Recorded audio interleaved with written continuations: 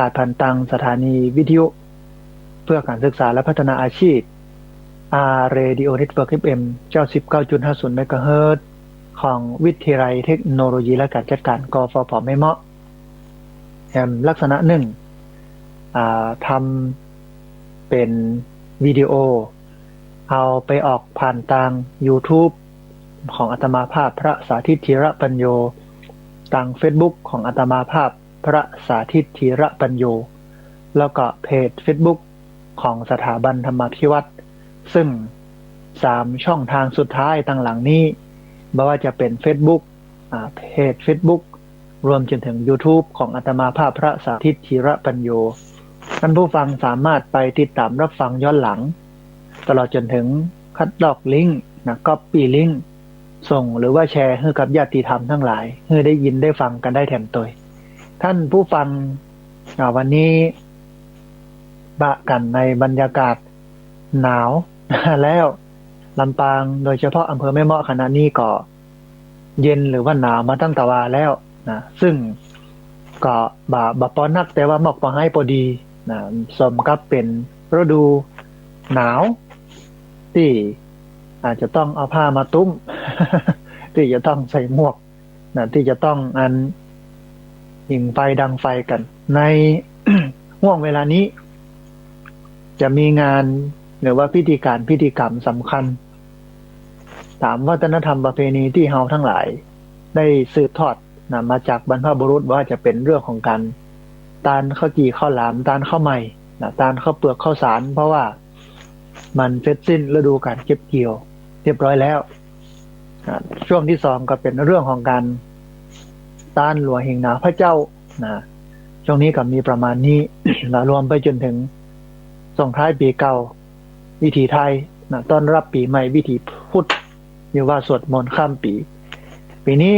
ท่านผู้ฟังสถานการณ์อาจจะคึมดีคึมร้ายจะจัดได้ดีหรือว่าได้บ่ดีคนจะมานักบ่นักคนจะเคลื่อนไหวกันอย่างใดก็ขึ้นอยู่กับสถานการณ์การแพร่ระบาดของโรคโควิด-19 หรือว่าโควิด-19 ซึ่งตอนนี้กำลังแพร่ระบาดอยู่แถวภาคกลางจังหวัดสมุทรสาครมี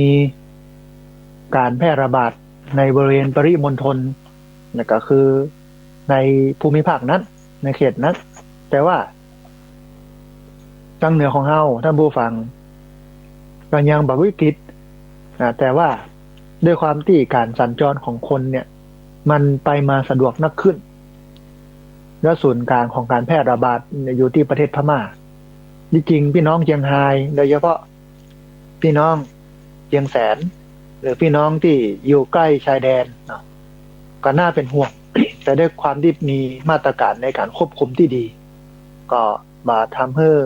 เกิดการแพร่ระบาดที่หันนักเท่าใดแต่ปรากฏว่าไปที่สมุทรสาครเนี่ยแพร่ระบาดเยอะเหตุที่เป็นอย่างนั้นก็เพราะว่ากลับมากับแรงงานพี่น้องพม่าที่ทำเรื่องของการประมงมีการขนย้ายคนไทยไม่ว่าจะเป็นปลาเป็นปูเป็นกุ้งกันติดต่อกันมันก็ระบาดกันตรงนั้นการทำให้วิกฤตอยู่ในส่วนของภาคกลางราย100 คนเลยทีเดียวแต่ในภาคเหนือของเฮาเนี่ยก็ยังบ่ปอนักก็ต้องดูท่าทีว่าจะมีการประกาศของรัฐบาลเพื่อป้องกันการแพร่ระบาดโรคนี้อย่างใดพ้องมีมาตรการอย่างใดพ้องนะแต่ภาวนาในใจว่าทางเหนือเฮาเนี่ยมันระบาดมานักแต่ว่าต้องมีมาตรการในการคัดกรองคนเข้าร่วมกิจกรรมไม่ว่าจะเป็นในเรื่องของการใส่แมสปิดจมูกไม่ว่าจะเป็นเรื่องของการบนห้องว่าล้างมือด้วยเจลแอลกอฮอล์อยู่ห่างกันพ้องในการทำกิจกรรมสวดมนต์ข้ามปีถ้าป้องกันลักษณะนี้ได้โดยที่บ่ต้องล็อกดาวน์ก็คือปิดบ้านปิดเมืองอยู่บ้านไผบ้านมันบอกมีการติดต่อเคลื่อนไหวเนี่ยมันก็จะต่อไปได้นะแต่ถ้าล็อกดาวน์ถึงขั้นนั้นแล้วเนี่ยคงจะลำบากกันพอสมควรบอกว่าจะเป็นเรื่องของกิจการต่างๆวัฒนธรรมประเพณีต่างๆคงจะต้องทำกันแบบ เพิ่นฮ้องว่าลำบากหรืออาจจะต้องงดทำเลยทีเดียวมากไปกว่านั้นเรื่องเศรษฐกิจพี่น้องที่ค้าขายพี่น้องที่ทำการค้าการขายทำธุรกิจเนี่ยตอนนี้กำลังฟื้นชิงขึ้นมาแล้วเป็นช่วงไฮซีซั่นเนี่ยพี่น้องว่าไฮซีซั่นคือเป็นช่วงที่คนมาแอวนักเศรษฐกิจดีเงินทองหมุนเวียนดีโลกแต่เมื่อมาเจอภาวะอย่างอีนเนี่ยระลอกสองเนี่ยถ้าล็อกดาวน์ปั๊บเนี่ยโอ้ลำบากมากจะสุดเหงาปีใหม่ปีนี้บ่ม่วนนะแทนที่จะให้หัวก็กลายเป็นให้แต่ว่าถ้าเฮาช่วยกันพอกันก้อยดีท่านผู้ฟังป้องกันกันดีใจกรรมที่รัฐบาลเปิ้นใจคือกาดไม่ตกนี่เนาะมันก็สามารถที่จะป้องกันและแก้ไขได้อย่างที่พักส่งสถาบันนามาธิวัดกับเตรียมงานกันจัดดีนะฮะหรือแฮมบักกี้วันแล้วลูก8 วัน 9 วันเนี่ยจะถึงงานส่งท้ายปีเก่าต้อนรับปีใหม่วิถีไทยวิถีพุทธสวดมนต์ข้ามปีเตรียมการเตรียมงานเตรียมสถานที่อย่างต่างๆกันพอสมควรน่ะศาลาเปศาลาก็รับประทานอาหารหรือว่าศาลากินข้าว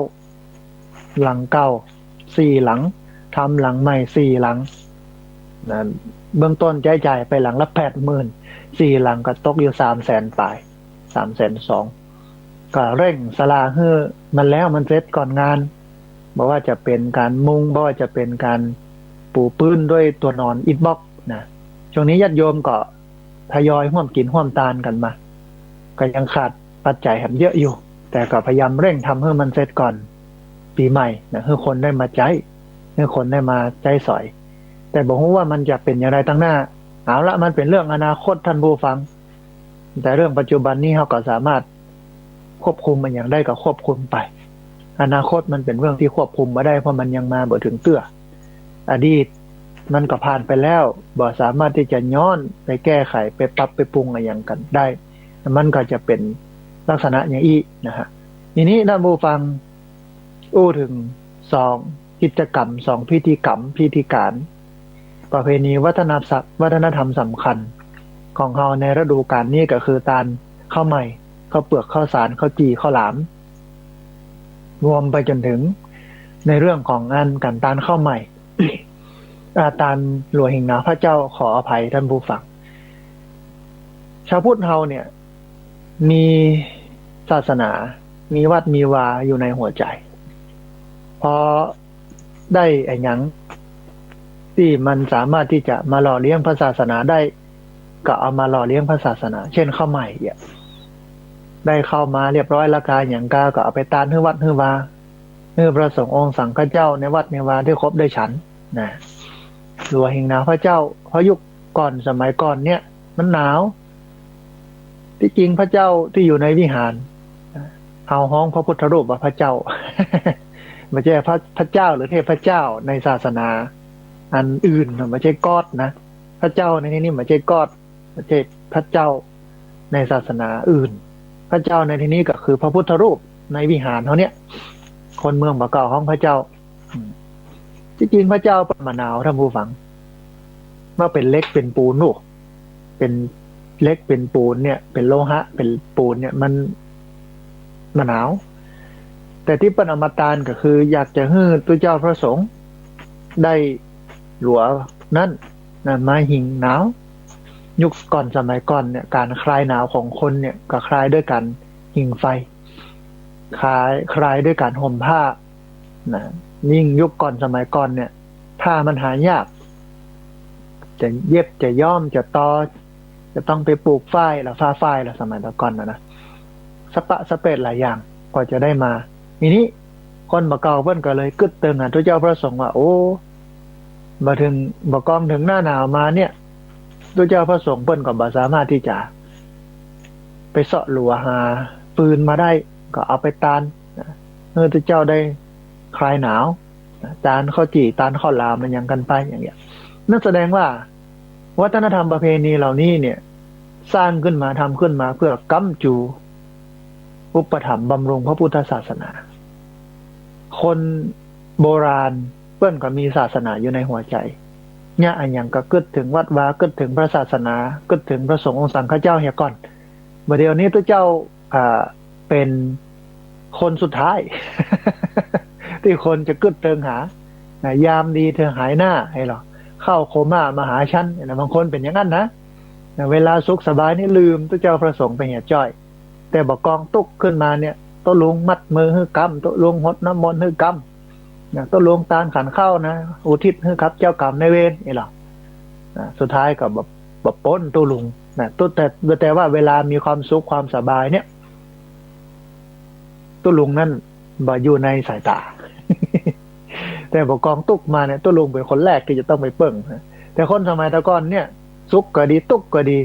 เอาวัดเอาวาเอาศาสนาเป็นที่ตั้งโลกเปิ้นมีที่ยึดเหนี่ยวจิตใจเปิ้นมีศูนย์รวมใจ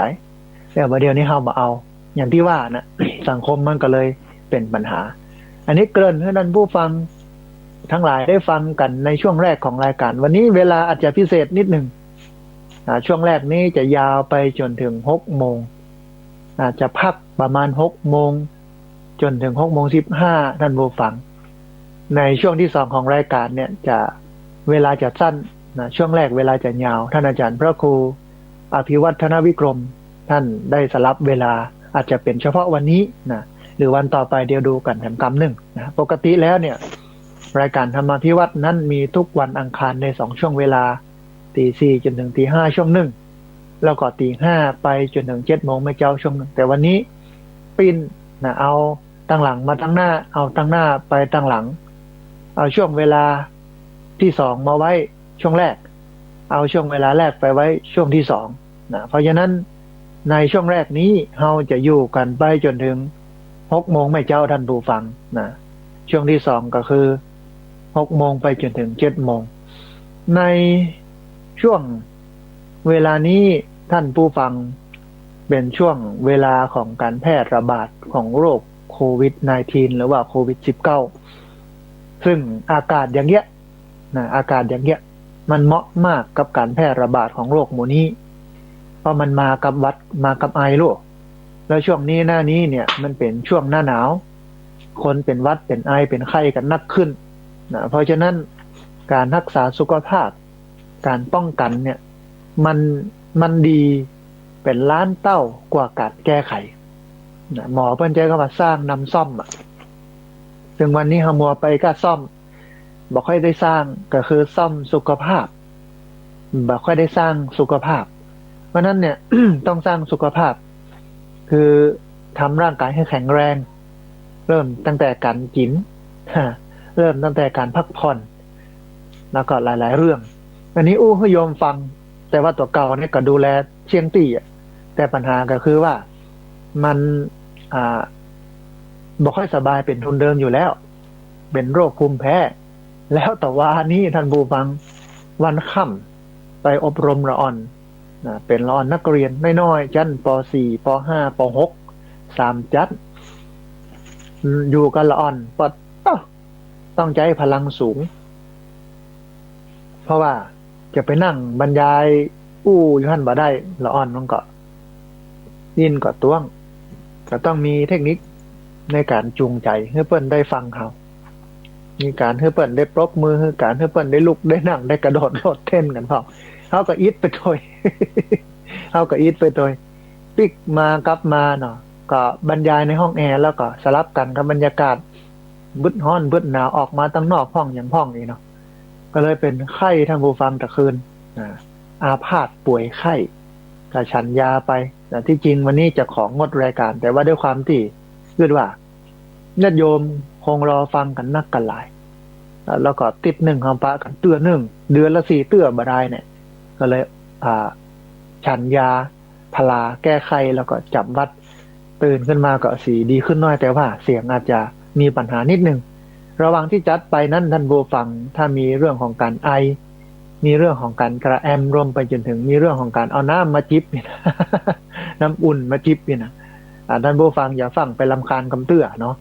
เอาละท่านผู้ฟังเข้าสู่เนื้อหาสาระของเจ้านี้ธรรมะเจ้านี้ที่จะเอามามาให้ท่านผู้ฟังทั้งหลายได้ฟังกันเป็นนิทานธรรมะต่อจากครั้งที่แล้วเนาะแต่ว่าอาจจะเป็นเรื่องราวที่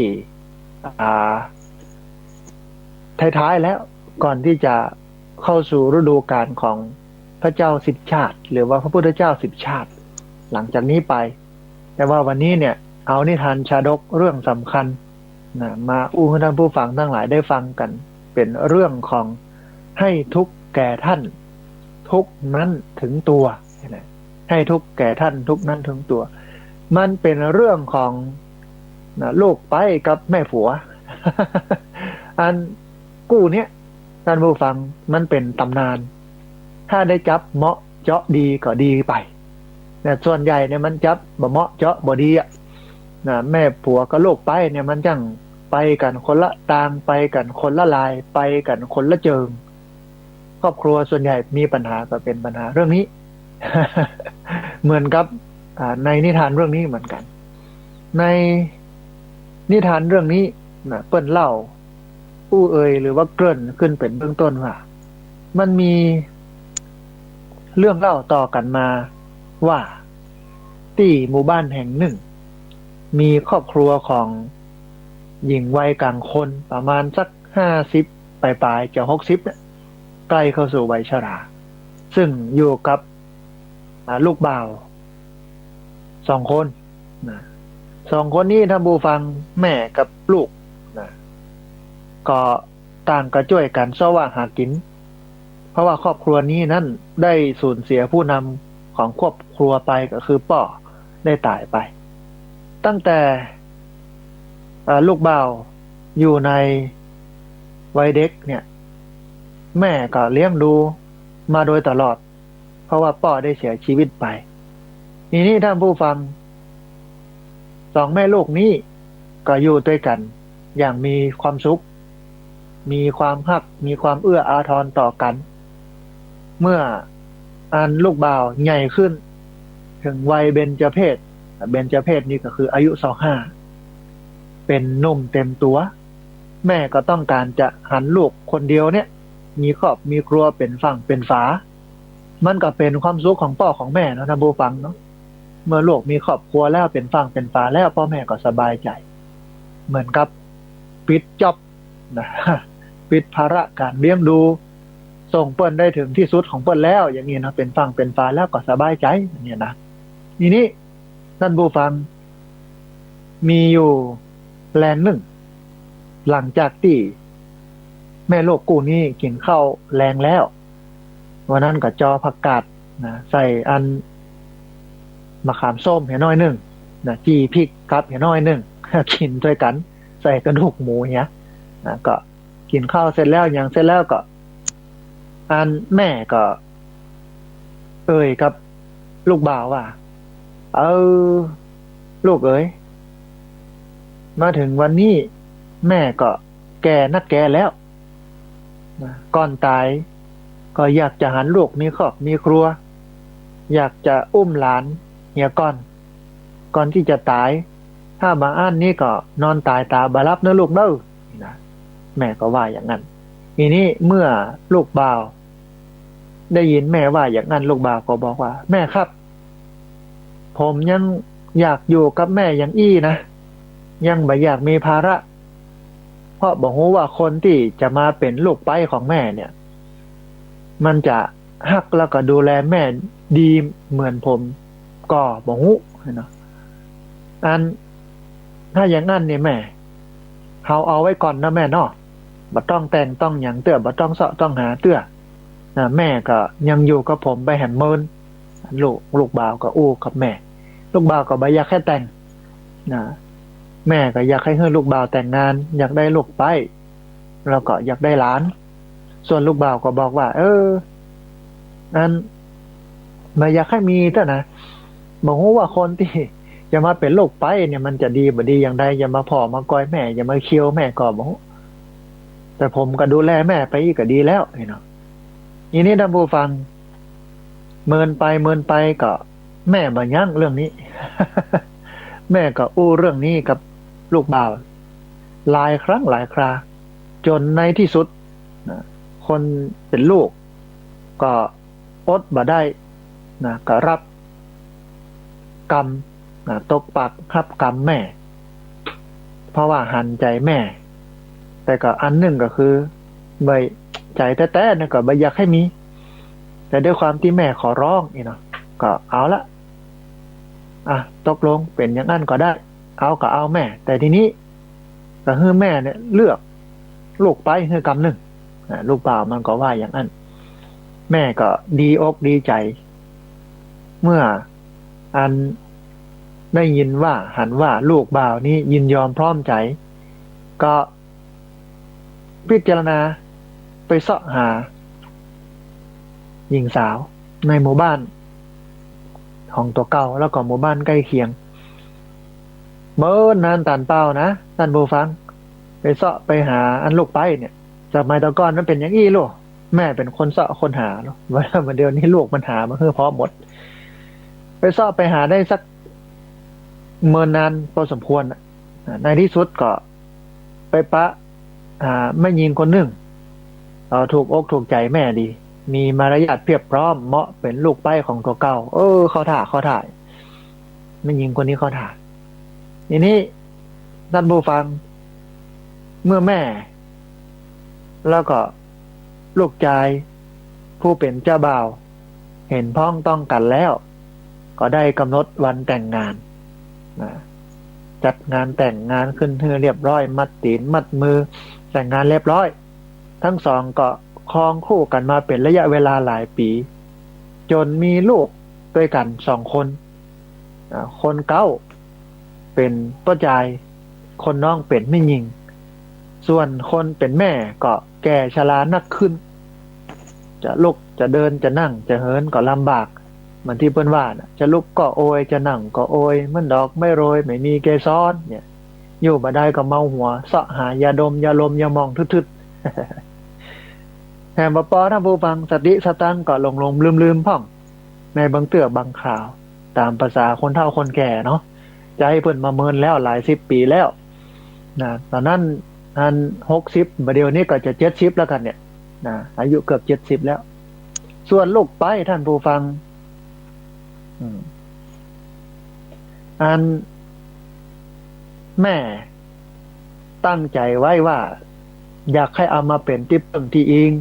เมื่อแก่เมื่อเฒ่าจะได้มาดูมาแลแต่บอกกองอยู่ไปอยู่มาเริ่มออกลายเฮ้ยท่านผู้ฟังนะออกลายอย่างที่เพลงว่านะออกลายมาเลยออกลายให้เห็นนี่นะ เปลี่ยนไปจาก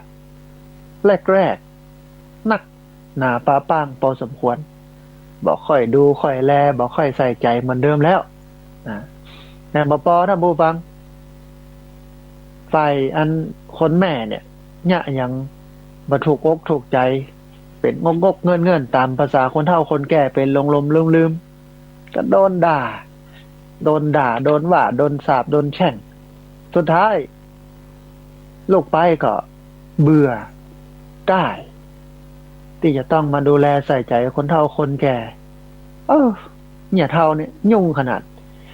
เขาเป็นกรรมเป็นเวรอย่างของเขาเนี่ยแม่เขาก่อมใจถ้ามาพอมากอยสังขี้ลมขี้ลืมไปเลยกึดในใจขึ้นมาต้องกำจัดละเนี่ยเฒ่าเนี่ย ลูกไปนะท่านผู้ฟังต้องกำจัดมันละถ้ากำจัดมันได้เนี่ยเขาจะสบายใจสุขสบายบ้านนี้ก็จะสบายเขาก็จะเป็นใหญ่คนเดียวอันวันหนึ่งท่านผู้ฟังหลังจากเข้านอนกันเรียบร้อยนางก็ได้อู้เอ่ยกับสามีว่าอันอ้ายแม่ของอ้ายนี่เลอะเลือนขนาดเนอะวันนี้นะน้องเฮากินข้าวแล้วก็ยังจมว่าบ่ได้กินข้าวอีวะแล้วก็ด่าน้องนะว่าบัดเนี้ยหน้าที่เป็นโรคสะใภ้บ่ดีอย่างนั้นบ่ดีอย่างอี้บ่ถูกอกถูกใจบ่ดูแลแม่ผัวอีวะน้องอดบ่ได้แล้วนำเดี๋ยวนี้นะมันจะต้องเนี่ยอย่างสักอย่างละอ้ายนี่เนาะฝ่ายอันตังสามีเพิ่นก็บอกว่าอย่าเลยน้องแม่ของอ้ายก็ฮาบแล้วเปิ้นก็มีเพียงคนเดียวเลี้ยงเปิ้นไปเตอะอดเอาเปิ้นจะจมจะว่าอย่างใดก็อดเอาเด้อน้องเด้อสามีก็อู้กับภรรยาอย่างนี้แต่อันจากวันนั้นมาเนี่ยท่านผู้ฟังบอกกองสามีออกไปเนี่ยการนอกบ้านลูกไปก็เอาฝุ่นพ่องเอาขี้ดินพ่องเอาเม็ดข้าวพ่อง มาอุ้ยนะมาหวานโปรยไปทั่วบ้านนะไปบุบถ้วยบุบจ้อนให้มันแตกพ่องบุบหม้อบุบไหมันบอกกองสามีปิกบ้านมาลูกจากเนี่ยการทำงานมาเข้าบ้านมาก็เล่าให้สามีฟังว่าอ้ายนี่หันก็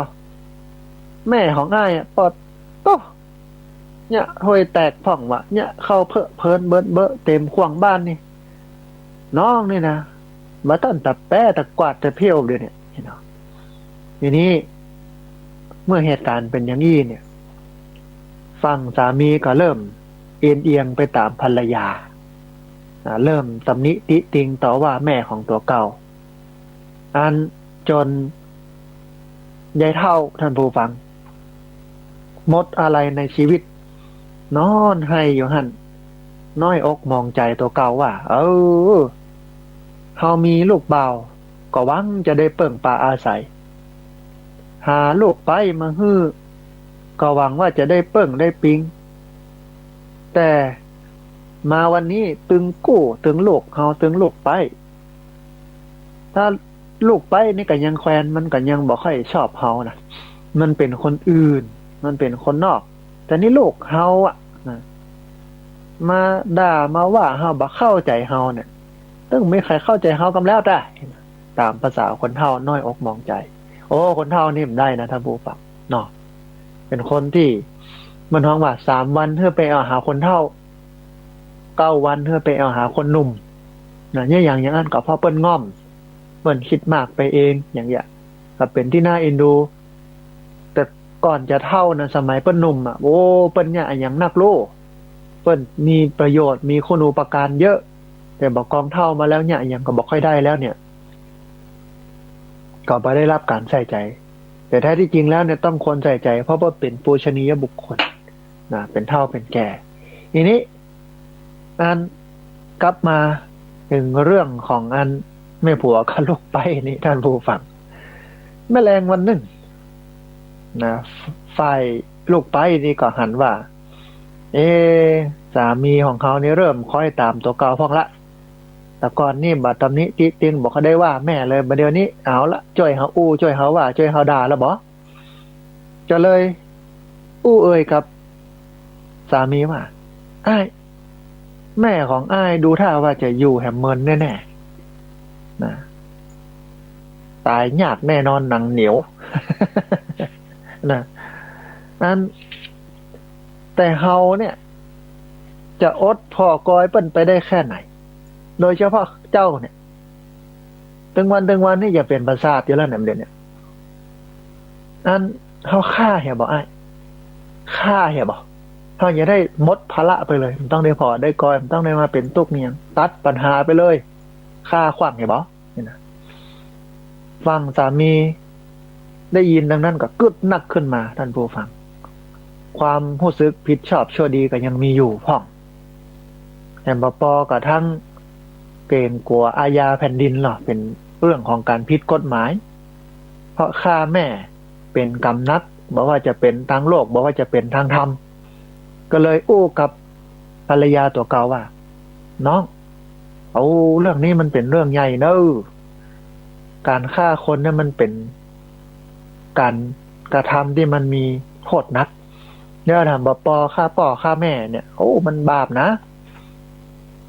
เป็นอาญาแผ่นดินเจ้าบ้านเจ้าจองเพิ่นจะว่าไปติดขอกติดขังสมมติว่าโดนยับนี่นะ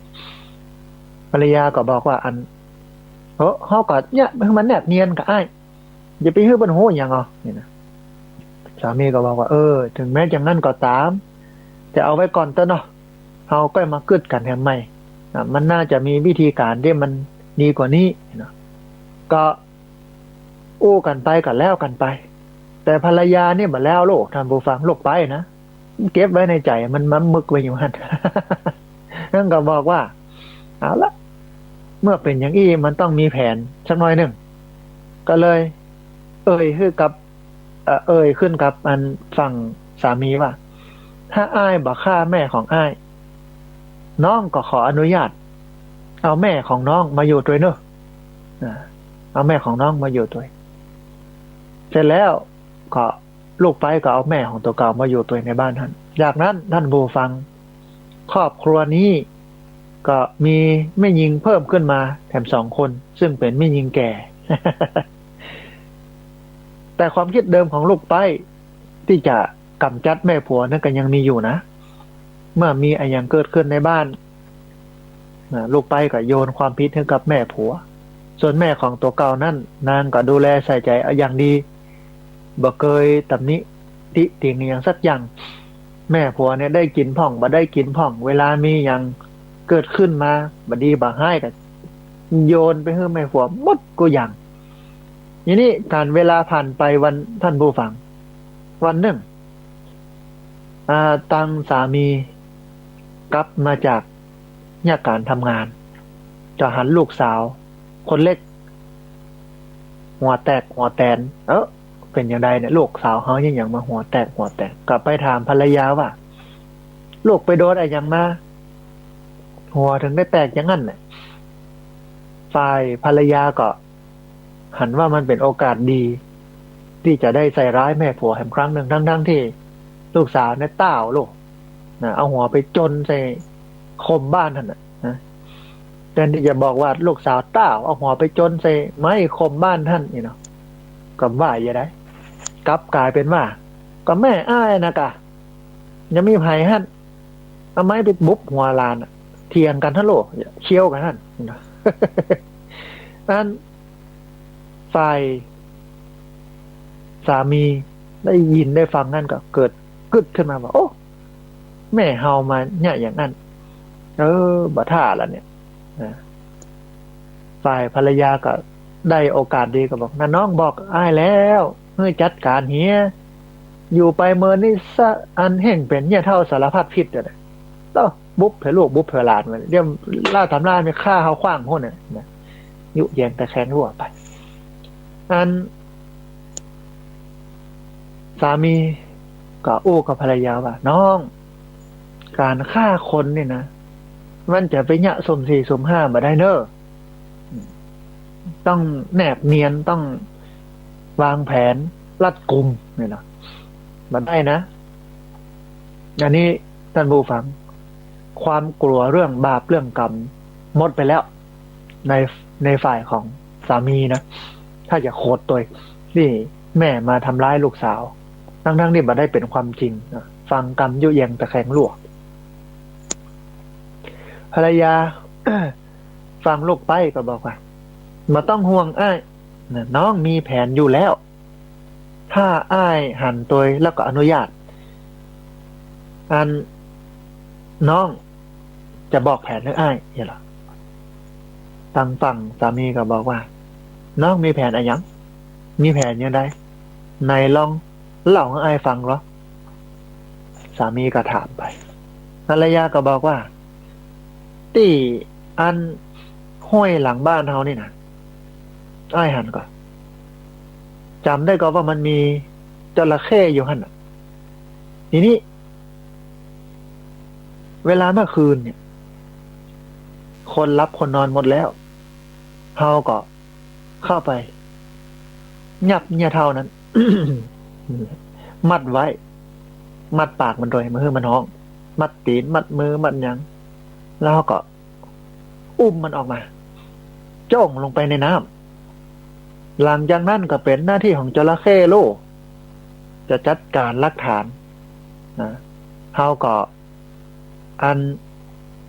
บ่ต้องได้รับผิดชอบอย่างสักอย่างนี่หรอโอ้ท่านผู้ฟังลูกไปคนโปรดก็กลายเป็นลูกไปคนโฉดไปเหียแล้วนี่ทางฝั่งอัน สามีปัญญามันมืดมันบอดเวลานี้ถูกความชั่วเข้าครอบงำมากึดถึงบุญถึงคุณที่พ่อที่แม่เลี้ยงมันมาก็เลย ก็ได้อย่างนั้นก็ได้อันถ้าอย่างนั้นฝ่ายภรรยาก็อู้ขึ้นมาเอาคืนนี้เลยบอกคืนข้างแรมพอดีมันมืดพอดีป้าอย่างมาจับใบจับบอดอัน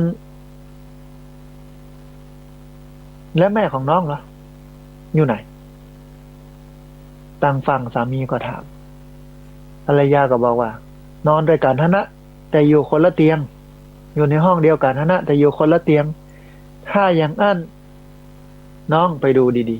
ๆเอาผ้าสีแดงไปมัดเป็นเครื่องหมายไว้ที่ตีนเตียงท่านนะเพราะว่าเดี๋ยวเกิดมีการสลับตัวกันขึ้นมาเกิดเป็นสลับที่นอนกันรู้ยังไงเนี่ยนะเพราะนั้นน้องก็เอาเชือกสีแดงไปมัดไว้ที่เตียงของแม่อ้ายเพื่อเป็นสัญลักษณ์ว่านี่อยู่นี่เนอะลูกไปก็ดีใจจะได้กำจัดแม่ผัวข้างพ้นต่างไปก็เมื่อคืนมาก็ลักย่องไปเอามัน เชือกสีแดงไปมัดไว้ติดตีนเตียงหั่นตอนที่เปิ้นกินข้าวกินอย่างกันอยู่เราทำท่าทำทีเข้าไปจะเข้าห้องน้ำวิหรอซดเข้าห้องแม่ผัวหั่นก็มัดไว้เรียบร้อยบกองถึงเวลาเมื่อคืนมาท่านผู้ฟังถึงเวลาเมื่อคืนมาก็คนก็เข้าไปรับไปนอนกันนะรับได้สักอึดใจใหญ่ๆเนี่ยฝ่ายภรรยาก็ปลุกสามีบอกว่าไอ้ไปได้เวลาแล้วนะทั้งสองคนก็ก้อยๆนะย่องเข้าไปในห้องของแม่ทั้งสองคนทีนี้เมื่อเข้าไปในห้องปุ๊บก็ได้ยินเสียงขนนะพ่องได้ยินเสียงหายใจแห้งกับหูได้ทันทีว่าสองคนนี้รับไปเรียบร้อยแล้ว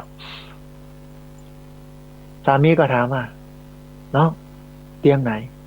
ที่แม่ของน้องนอนกระซิบข้างหูฮะเตียงขวามือนะอันแสดงว่าเตียงซ้ายมือนี่เป็น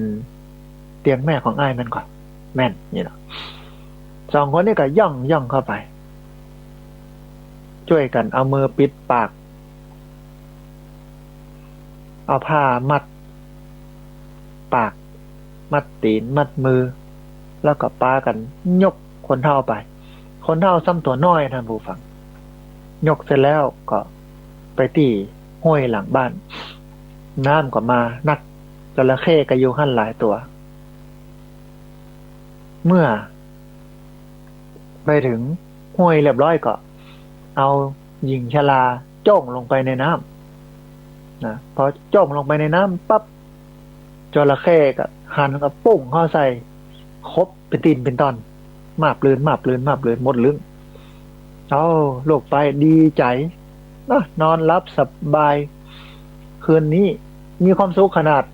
กำจัดเสี้ยนน้ำของหัวใจเขาอย่าบัดต้องได้มาวุ่นวายบัดต้องมาเจอหน้าเหี้ยเท่านี่หันแล้วเห็นนะมีความสุขรับม่วนก็ยิ้มย่องในใจส่วนสามีนอนปิ้นไปนอนปิ้นมานอนปิ้นไปนอนปิ้นมาเอามือกายหน้าผากกึดสะปะสะเปดหลายอย่างว่าเอากึดผิดกิดถูกอย่างใดมาอย่างใดจนปุ่นใกล้แจ้งวันถึงได้รับนั่นผู้ฟังก็รับไปบกองตกมาวันหนึ่งลูกไปตื่นขึ้นมา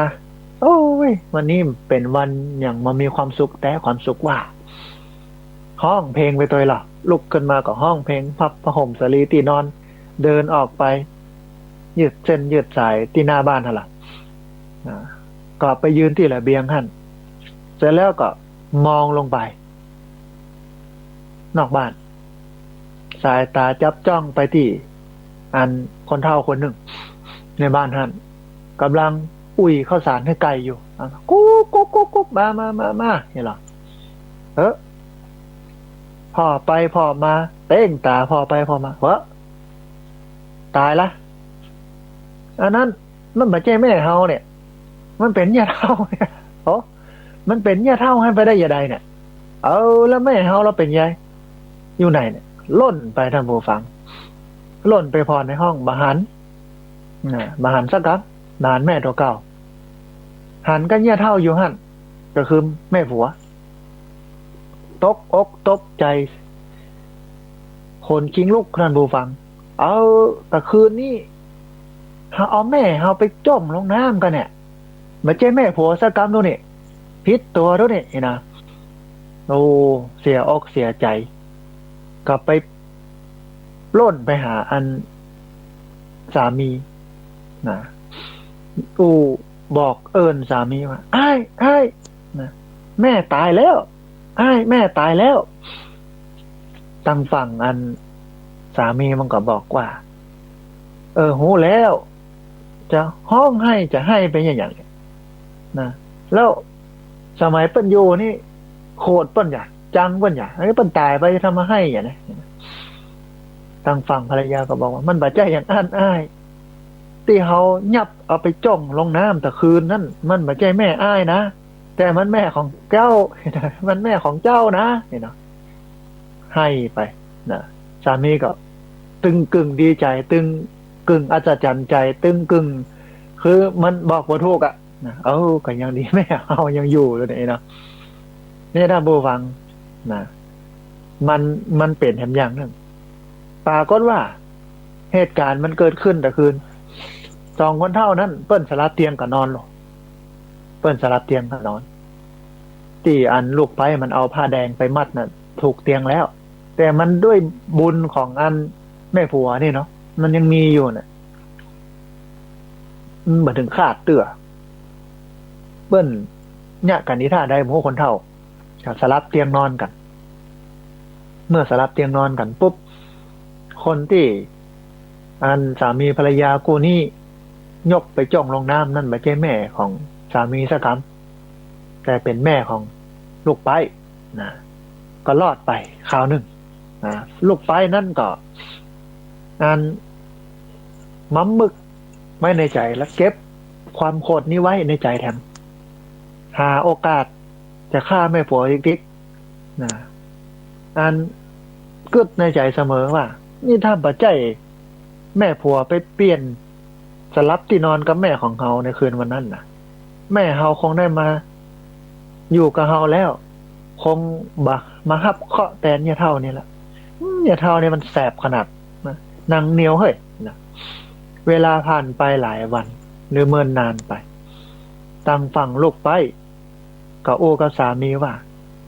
อันอ้ายแม่ของน้องเนี่ยเฮาสองคนเนี่ยร่วมกันฆ่านะวันนี้เติงเวลาแล้วที่เฮาจะได้ร่วมกันฆ่าแม่ของอ้ายนี่หรอตั้งฝั่งสามีก็โมจะว่าจะใดนี่เพราะว่าได้ร่วมหัวจมท้ายกับภรรยาไปแล้วก็จำใจยอมนะอันแล้วก็ถามภรรยาว่าน้องเขาจะใช้วิธีไหนในการฆ่าเราจะใช้วิธีไหนลูกไปซึ่งกึดในเรื่องของการฆ่านี่มาอยู่ตลอดเวลามันมีหลายแผนหรอแผน 1 แผน 2 แผน 3 แผน 4อยู่ในสมองมันก็บอกว่าเอาอย่างอี้วันนี้ฮืออ้ายไปเหี่ยว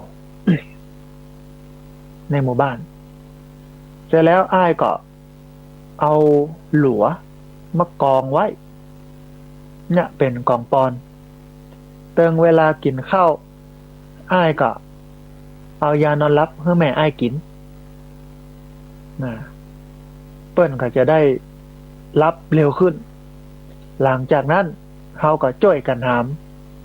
เอาไปไปเหี่ยวเอาไปวางไว้บนกล่องปอนแล้วเขาก็เผาเลยมันก็แนบเนียนนะคนอื่นเปิ้นมาถามเขาก็ว่าเปิ้นตายไว้แล้วอีกอะเป็นลมอ่ะนะแก้นเข้าอีกอะเขาว่าไปกัน นี่เขาไปเผาเลยที่ไปเหี่ยวกันซึ่งมีใครสงสัยเนาะถึงเวลาเที่ยงคืน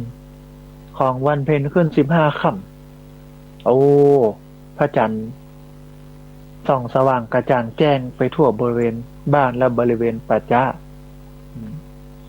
อันสองคนผัวเมียนี้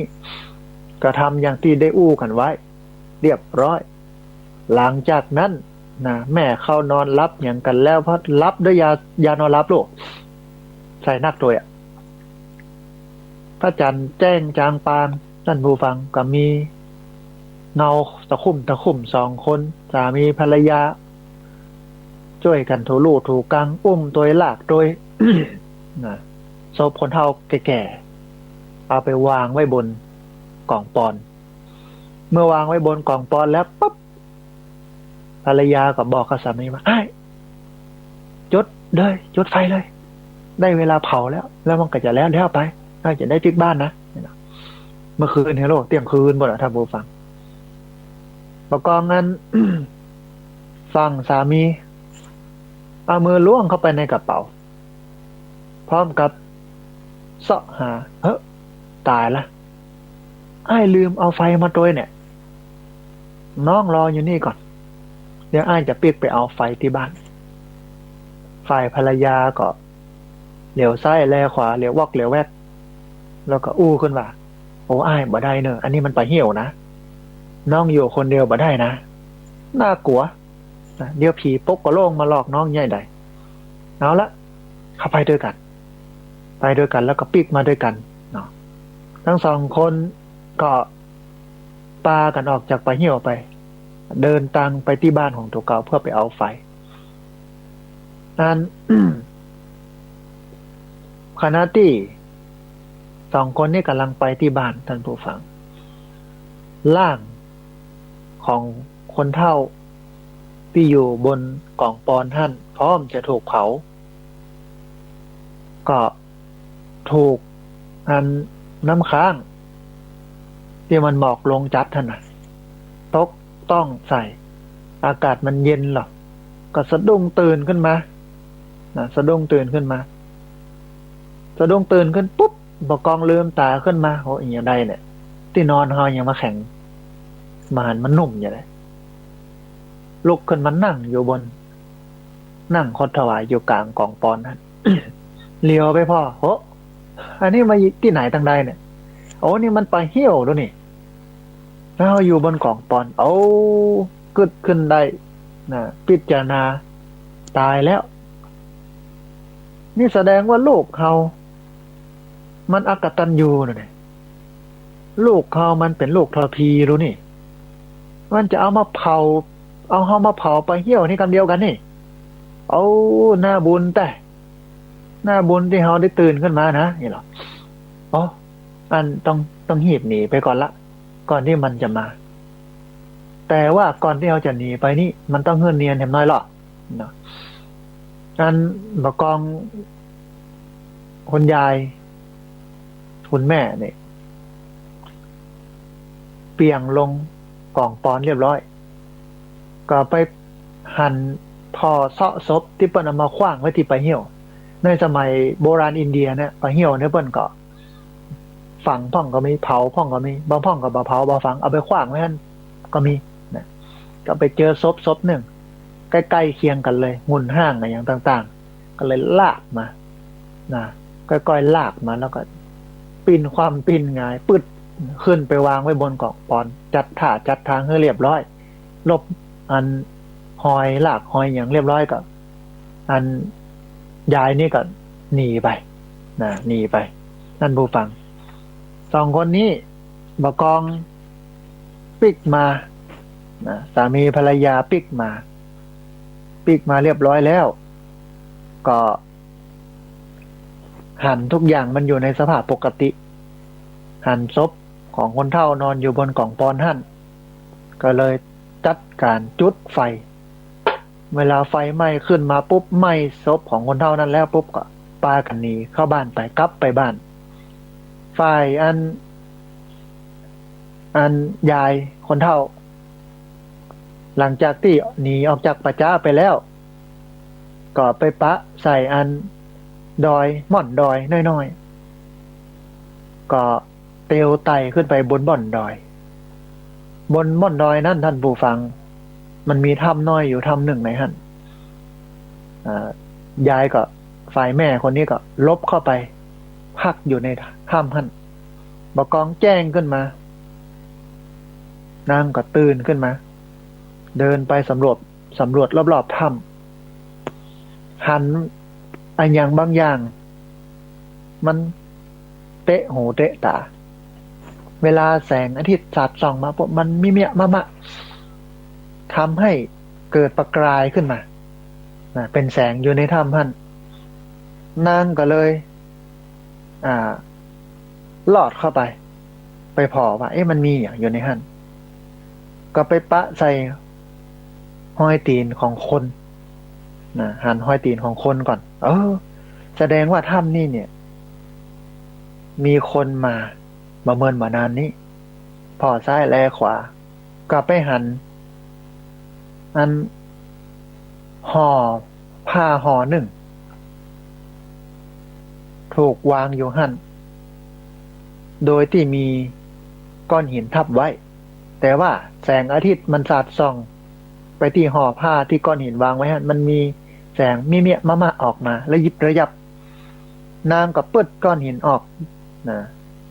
ก็ไปปะใส่ห่อผ้าห่อหนึ่งอยู่ในหั่นเสร็จแล้วก็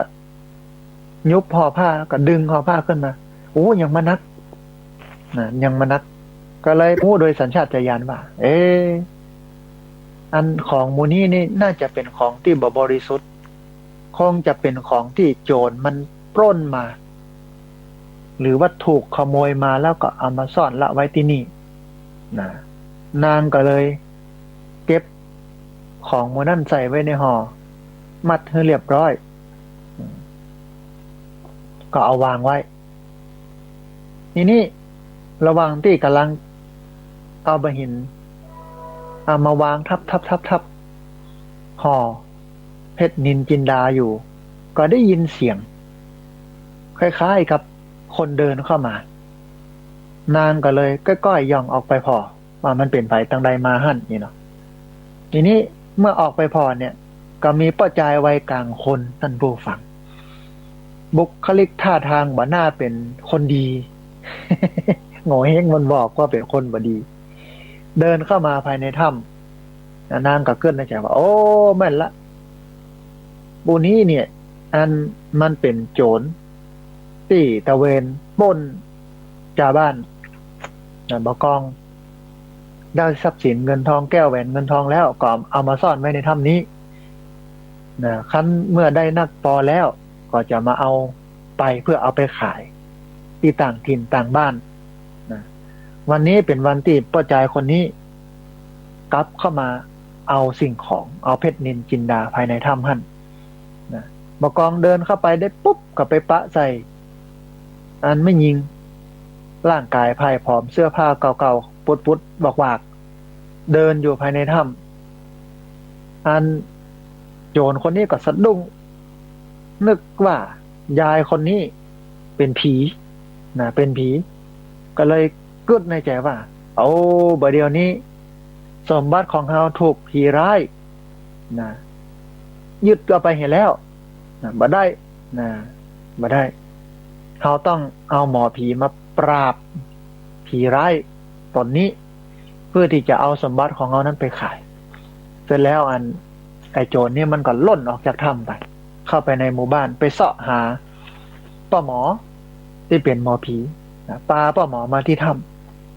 ำป้าหมอนั่นก็ปลดต่อใจใส่ชุดขาวแล้วสปายถุงย่ามหนวดเขาลุงลังหรอแขวนบักกำให้เราแขวนมะนับเนี่ยเข้ามาป้าหมอนี่เป็นจอมขมังเวทประจำหมู่บ้านเดินเข้าไปกันท่องคาถาไปตัวนะโมตัสสะภะคะวะโตอิติปิโสอะอิอุท่องคาถาไปตัว ท่องตั้งแต่ปากถ้ำท่านผู้ฟังซดเข้าไปในถ้ำนั่นตั้งโจรนั่นกับบักก้าเข้าไปยืนอยู่นอกถ้ำก็คือจอมขมังเวทหมอผีเนี่ยเดินเข้าไปคนเดียวบักกองนั้นเดินเข้าไปในถ้ำก็ไปปะใส่ไม่ยิงเท่าคนหนึ่งเสื้อผ้าปุดยืนอยู่หั่น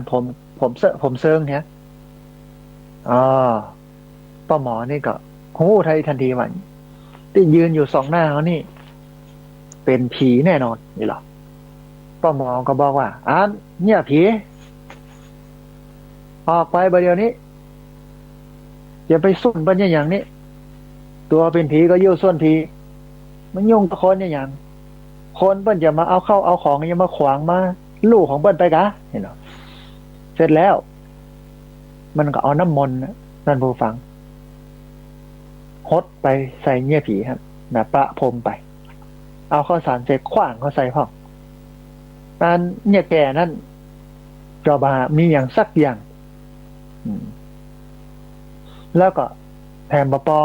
เดินเข้ามาหาหมอผีแฮมก็บอกว่าบัดใจนะข้าบัดใจผีข้าเป็นคนนะอันจะไปอู้ดังเขาสองคนเนี่ยมาแบ่งสมบัติกันบ่เนี่ยสมบัติของโจรอยู่นี่เนี่ยเขาแบ่งกันคนละเกิงบ่แล้วเขากันหนีไปทำต้องได้บอกโจรบ่นี่นะปู่หมอผีนี่ท่านผู้ฟังก็ยังบัดเชื่อว่าอันป้าคนนี้หรือยายคนนี้เป็นคนนะก็ยังเชื่อว่าเป็นผีอยู่นะนี่เนาะเขาอย่าโดนผีหลอกให้ละก้า ผีจะมาจุเขาให้ละก้าไอ้นะทีนี้อันหมอผีส่วนหนึ่งก็ให้ได้สมบัติส่วนหนึ่งก็มาแน่ใจว่าไอ้ป้าคนนี้เนี่ยยายคนนี้เนี่ยมันเป็นคนก็ว่าเป็นผีแต่เมื่อผีจะมาหลอกเขากันไหนมาจุเขากันไหนเนาะเป็นเลยก็บอกว่าผีหลอกก็ยังพอทนนะท่านผู้ฟังแต่คนหลอกคนนี่มันทนไม่ไหวเนาะ นั้นตั้งฟังของผีนะของป้าคนนี้ก็บอกว่าถ้าบัดเจื้อลองเอาแลบลิ้นมาแล้วมาแตะหน้าผากเขาพอพิธีการพิสูจน์ผีหรอว่ามันเนี่ยอย่างไรเอาลิ้นไปจิหน้าผากถ้าหากว่าอันจิแล้วเฮาบาหายไปหรือจิแล้วมันรู้สึกว่าอุ่นอยู่เฮาก็เป็นคนนะนี่เนาะแต่ถ้าจิแล้วมันเย็นหรือว่าเฮาหายไปแบบ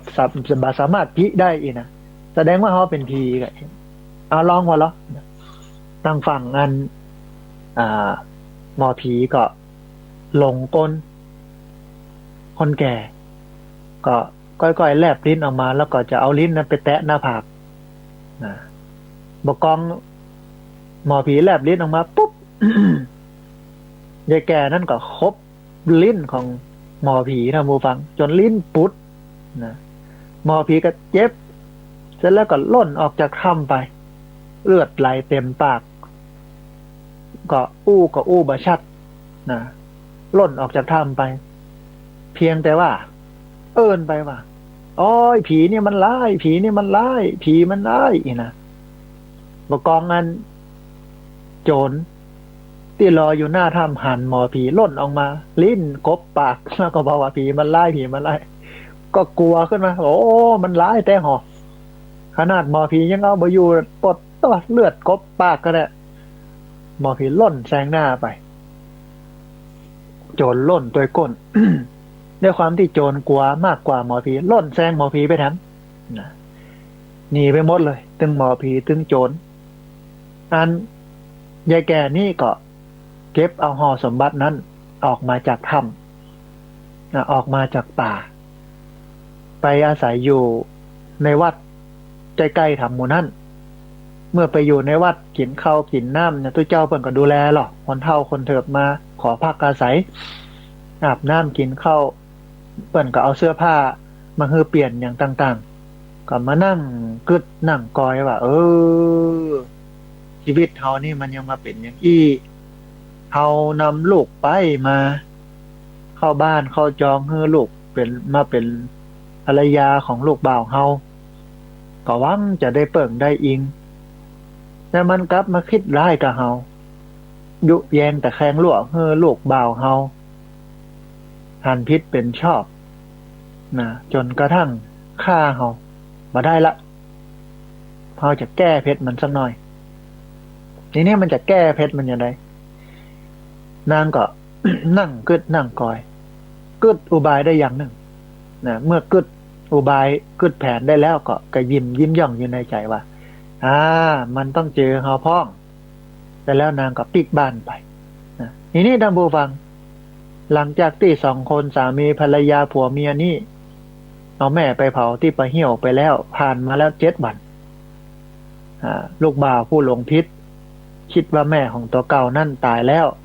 ก็สำนึกในความผิดของตัวเก่าเสียอกเสียใจกินบ่ได้นอนบ่หลับอยู่หลายวันนะตุกอกตุกใจอ่ะส่วนลูกไปก็ดีอกดีใจออกนอกหน้า แต่ว่าขณะที่ทั้งคู่เนี่ยกำลังนั่งอยู่กับลูกอยู่กำลังนั่งอยู่กับลูกสาวลูกบ่าว2 คนแม่แรงกันเองก็ปรากฏว่านั้นมีแม่หญิงเฒ่าคนหนึ่งเดินเข้ามาภายในบ้านว่ะลูกบ่าวพอแล้วก็ดีใจที่แม่ตัวเก่ายังบ่ตายล่นไปกอดแม่โอ้แม่เป็นยังไงไปมายังบ่ตายงั้นยังก็เล่าอย่างกันฟังแม่ก็บอกว่านั้น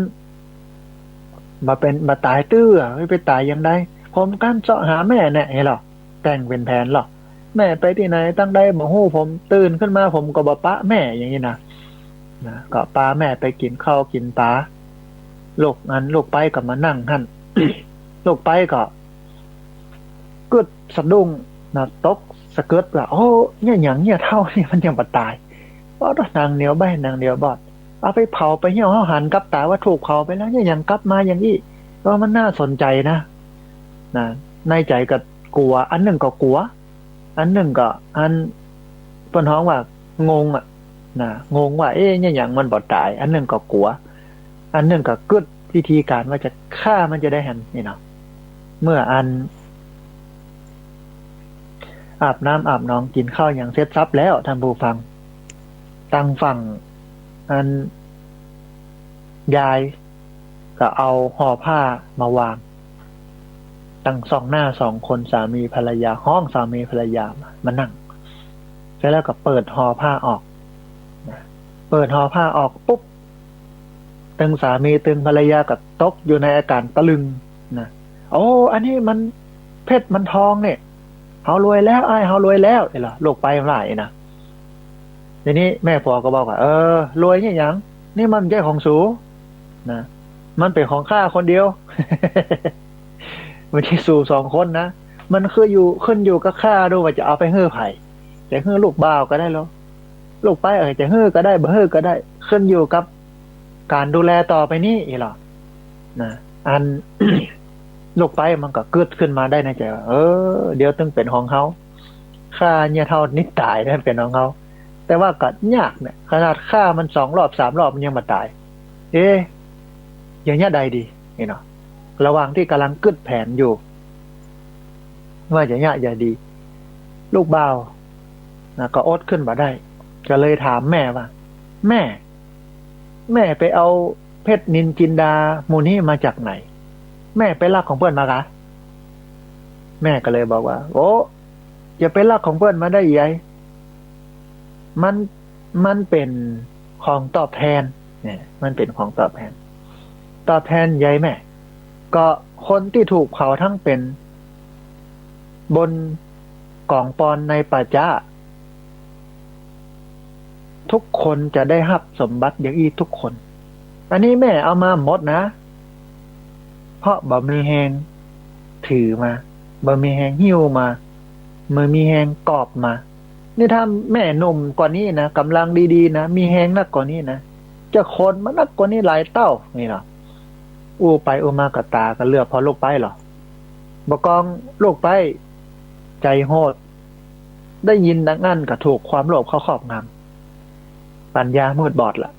ก็เลยถามเพื่อนว่าแม่อันถ้าข้าเจ้าถูกเผาเหมือนกับแม่ข้าเจ้าจะได้ทรัพย์สมบัติอย่างอี้แม่นก่อแม่เฒ่าก็เลยบอกว่าได้แน่นอนอันนี้ซ้ำอันเป็นคนหนุ่มลูกอยากได้ต่อใดกับคนมาต้องอันกะเต็มมาเลือบเนี่ยบะเจื้อเนี่ยฮันกอนเนี่ยอันเนี้ยเพชรของแต้เนี่ยไม่ใช่ของปลอมเนี่ยทีนี้บอกกองคืนเพน15 ค่ำทัดมา ที่ปะเหี่ยวภรรยาอ้อนวอนสามีนะแปลงกองปอนแล้วก็เผาตัวเก่าบนกองปอนท่านตั้งข้างกับมีแม่ผัวกับสามีหรือว่าผัวก่อนจะเผาก็บอกว่าอ้าย เดี๋ยวเผาแล้วก็จะไปเอาเพชรเอาทองมานั้นหีบเผาหีบเอามาได้จะได้ปิ๊กบ้านนี่หรอด้วยความที่นางถูกความโลภเขาครอบงำ ก็ถูกเผาทั้งเป็นตายไปเหี่ยสุดท้ายมันได้อย่างสักอย่างอันตังฝั่งแม่กับลูกบ่าวกับปิกบ้าน เวลาผ่านไปหลายเดือนหลายปีหลายวันก็ไร้วี่แววที่ลูกไปจะปิกคืนมาสุดท้ายกับบ่ปิกมาสักกำเนี่ยอันนี้ นิทานเรื่องนี้ ก็จบลงท่านบูบังยาวน้อยหนึ่งใช้เวลา เกือบประมาณสัก40 นาที แต่พอได้สาระนะมันแฝงอย่างไปหลายเรื่องนะแต่ว่า เรื่องนี้เนี่ยเปิ้นตั้งชื่อว่าให้ทุกแก่ท่าน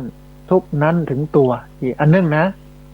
อันนึงนะเปิ้นก็ตั้งชื่อไว้ว่าอย่างอีนะให้ทุกแก่ท่านทุกนั้นถึงตัว มันมี หลายอย่าง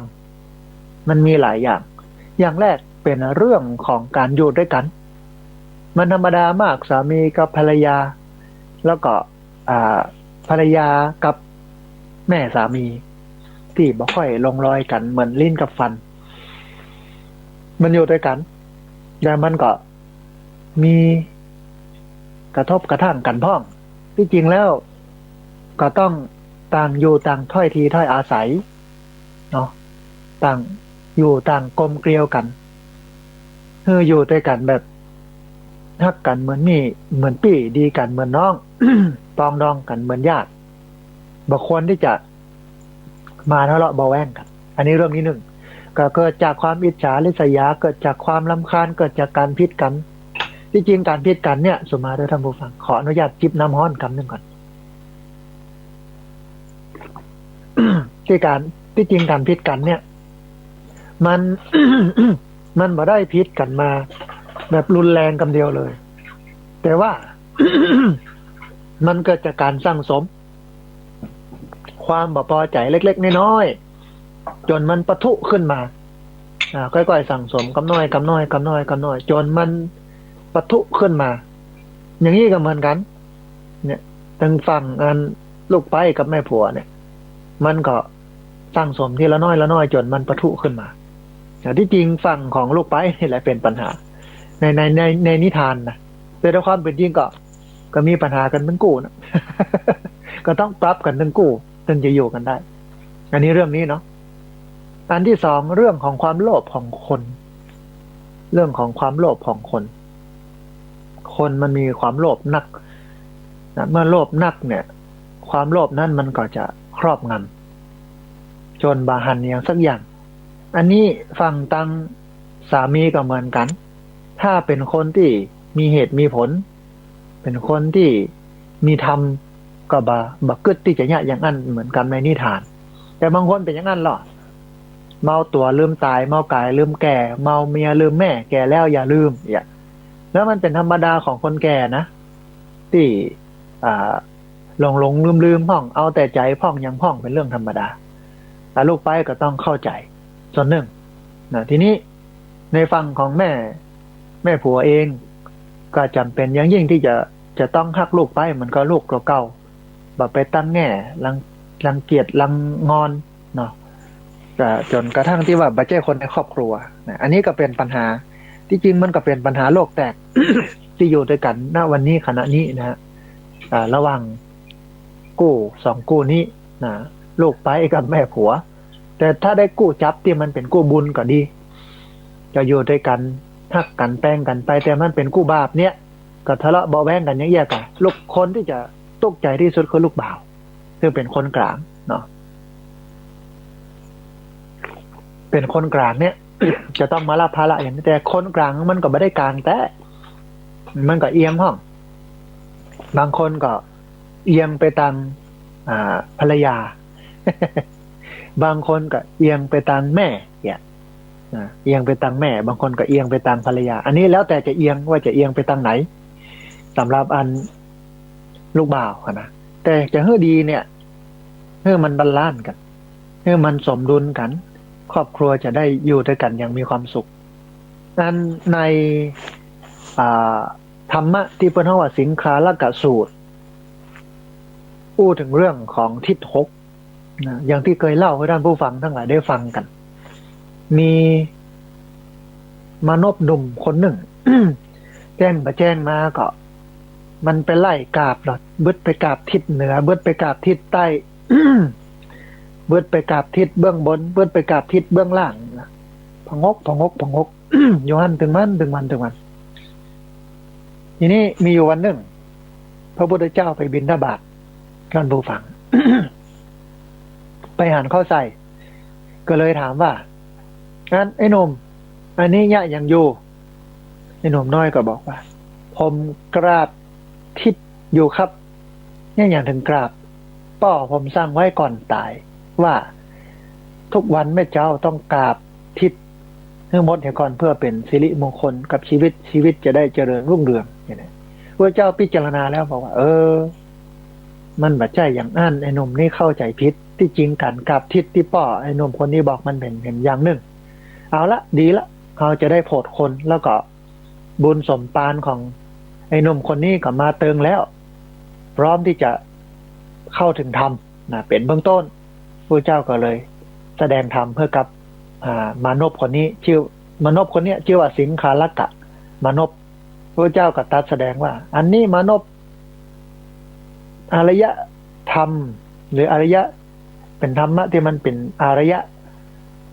การไหว้การกราบทิศในพระพุทธศาสนาซึ่งเป็นศาสนาของอารยะเนี่ย เปิ้นมาได้กราบได้ไหว้อย่างอี้นะเปิ้นมีการเปรียบเทียบทิศทั้งหลายทั้งปวงเหมือนกับคนนะทิศเบื้องหลังคือบุตรและภรรยาทิศเบื้องหน้าคือบิดามารดาทิศเบื้องซ้ายคือครูบาอาจารย์ทิศเบื้องขวาคือเพื่อนฝูงมิตรสหายทิศเบื้องล่างคือข้าทาสบริวารผู้ใต้บังคับบัญชาลูกน้องทิศเบื้องบนคือสมณะชีพราหมณ์พระสงฆ์องค์สังฆเจ้านี่ล่ะหมู่นี้เป็นทิศที่เราจะต้องบำรุงอย่างเงี้ยมันก็มีหลายทิศเนาะอย่างที่บอกแต่ทิศที่เกี่ยวข้องกับเรื่องนี้ก็คือทิศเบื้องขวาทิศเบื้องหลังขออภัยทิศเบื้องหลังก็คือบุตรและภรรยาบุตรภรรยาคือผู้อยู่เบื้องหลังสามีนะที่จะผลักดันไปสู่ความสำเร็จอย่างนี้ในทิศเบื้องหลังเนี่ย เปิ้นก็มีธรรมะที่เป็นธรรมะสำหรับสามีที่จะพึงกระทำต่อภรรยาพึงกระทำต่อสามีแต่มีหลายอย่างนะมีเรื่องของการบันนอกใจเลี้ยงดูอย่างทำหน้าที่โดยเฉพาะของภรรยาเนาะแต่มีอันหนึ่งท่านผู้ฟังรักเปิ้นบอกว่าต้องฮักพ่อแม่ญาติพี่น้องของแต่ละฝ่ายคือเหมือนกับของตัวเก่าถ้าเป็นสามีก็ฮักญาติของภรรยาบอกว่าจะเป็นพ่อเป็นแม่เป็นพี่เป็นน้องเหมือนกับญาติพี่น้องของเฮาทั้งฝั่งภรรยาก็จะต้องฮักญาติพี่น้องของสามีบอกว่าจะเป็นพ่อเป็นแม่เป็นพี่เป็นน้องของสามีเหมือนญาติสนิทของเฮาอย่างนี้นี่คือหน้าที่ที่พุทธเจ้าตรัสวางไว้ในเรื่องของทิศหกฝรั่งเปิ้นก็มีแล้วท่านผู้ฟังเริ่มมีเริ่มไมดอกรักฉันแล้วรักหมาฉันด้วย ฮักเฮาแล้วคือฮักหมาเฮาโดยฮักหมาเนี่ยไม่ได้ถึงหมาถึงหมายถึงหมาที่บ้านอย่างเดียวมันหมายถึงครอบครัวของเขาโดยอย่างเงี้ยเนาะอันนี้เป็นหน้าที่นะแต่ถึงวันนี้เนี่ยเฮาละเลยหน้าที่นั้นบางคนฮักญาติพี่น้องต่อเก่าใส่ใจญาติพี่น้องต่อเก่าแต่ญาติพี่น้องทางฝั่งสามีกับพ่อปะก้อยบางคนใส่ใจญาติพี่น้องสามีนะบ่ปอต่อใดนะแต่ไปใส่ใจญาติพี่น้องของตัวเก่านักขึ้นเนี่ยความเสมอมันก็ต้องมีกับบุคคลอคติความลำเอียงก็บ่ต้องมีนะอันนี้อันหนึ่งเนาะอันนี้อันหนึ่งสำหรับลูกไปที่จะต้องปฏิบัติต่อแม่สามีเพราะเป็นธรรมะที่พระเจ้าตรัสไว้ในสิงคาลกสูตรในฝั่งของแม่สามีเองก็จะต้องเป็นคนที่ใจกว้างใจเป็นศีลเป็นธรรมมันถึงจะอยู่ด้วยกันได้ลูกถ้าบางอันเนี่ยอยู่ด้วยกันบ่ได้ครอบครัวก็จะบ่มีความสุขลูกเองก็ต้องเป็นกลางเป็นคนที่มีศีลมีธรรมอันนี้นิทานเรื่องนี้สอนได้ดีท่านผู้ฟังนะได้ดีสอนได้ดีมีคติสอนใจหลายเรื่องหลายอย่างที่ทำให้มนุษย์เราเนี่ยสามารถอยู่ด้วยกันได้ยังมีความสุขบ่เบียดเบียนกันเปิ้นฮ้องว่าบ่ทำเมื่อเกิดความทุกข์เกิดขึ้น ในชีวิตของคนนะทีนี้ด้านผู้ฟังเหลือบแลพอเวลาแล้วพอที่จะมีเวลาเหลืออยู่เหลือเวลา10 นาทีก่อนที่จะเปิดสายท่านผู้ฟังที่ฟังอยู่ทางบ้านได้โทรเข้ามาร่วมมือร่วมเอ่ยกันได้โทรเข้ามาร่วมแสดงความคิดความเห็นกันจะเปิดสายประมาณสักตี 5 ครึ่งนะท่านผู้ฟังนะตอนนี้ตี 5 สาว เหลือเวลา10 นาทีก่อนจะเปิดสายก็พอดีกับการที่อ่าเบอร์โทรศัพท์ที่จะโทรเข้ามาวันนี้ท่านผู้ฟังเปลี่ยนเบอร์เนอะเพราะว่าเบอร์ครั้งที่แล้วเนี่ยซิมมันหายไปเหตุที่ซิมหายไปเพราะว่าโทรศัพท์มันรู้ท่านผู้ฟังวันก่อนไปยกนั่งร้านที่ศาลาเพิ่นจะเอามาใส่ระบบไฟกับเพดานของกุฏิเวินพักสามเณรยกขึ้นมาปุ๊บแล้วมันกวี้นเอาอันถุงอังสะท่านผู้ฟังเนี่ยโทรศัพท์ที่อยู่ในถุงอังสะเนี่ยซดออกมาตกลงกับปืนซีเมนต์ปืนปูนแตกดังโป๊ะ ตกดังโป๊ะเมื่อดังโป๊ะแล้วปุ๊บก็ในใจว่าถ้าโทรศัพท์ถ้าอย่าลุเฮลัก้าเนาะ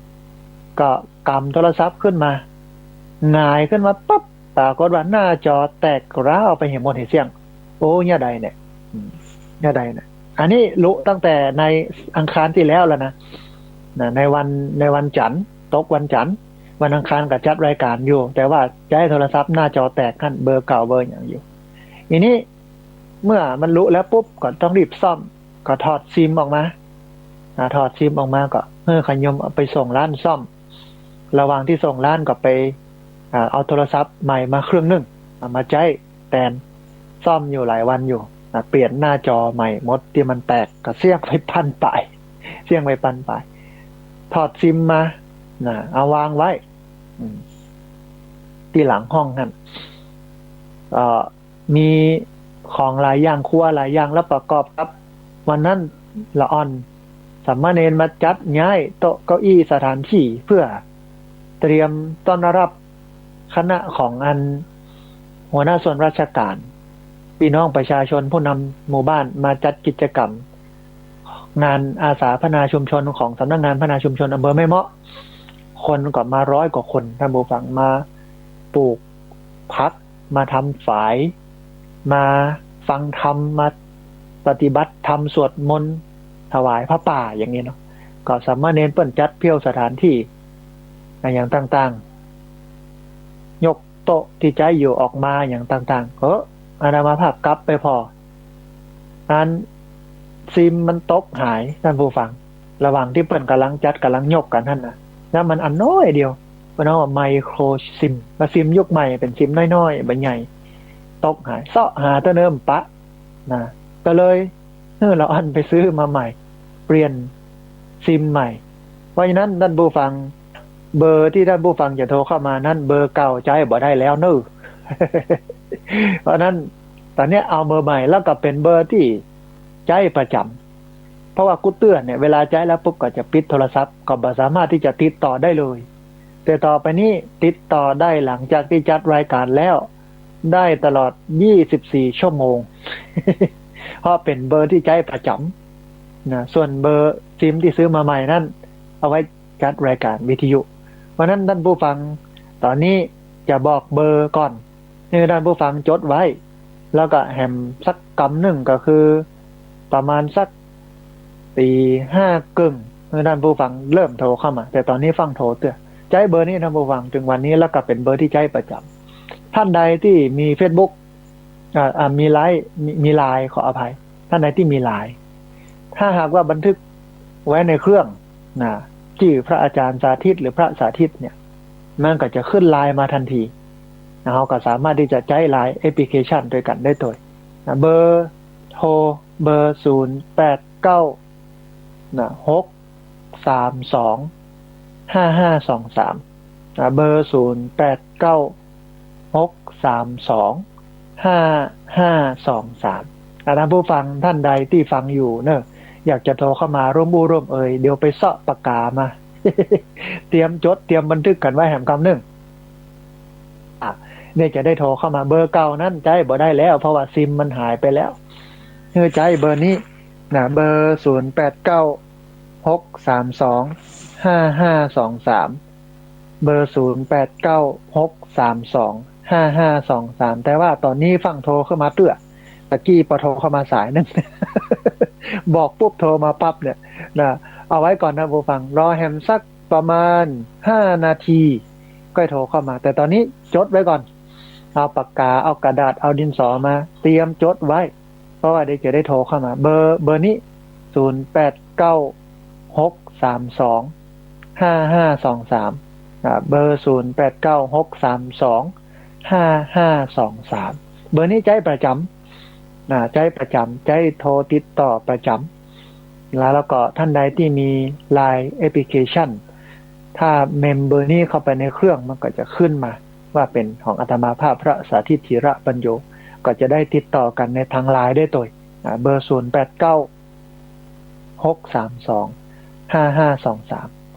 เบอร์0896325523ขณะนี้ท่านผู้ฟังกำลังติดตามรับฟังรายการธรรมาภิวัตร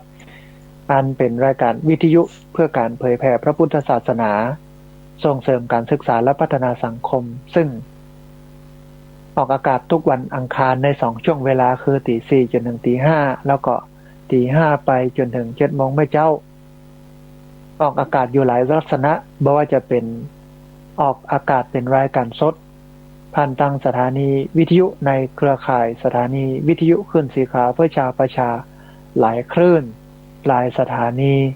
หลายจังหวัดออกบุกไล่เป็นไร้สดของทั้งวัดฝ่ายหินและสถานีวิทยุวัดฝ่ายหิน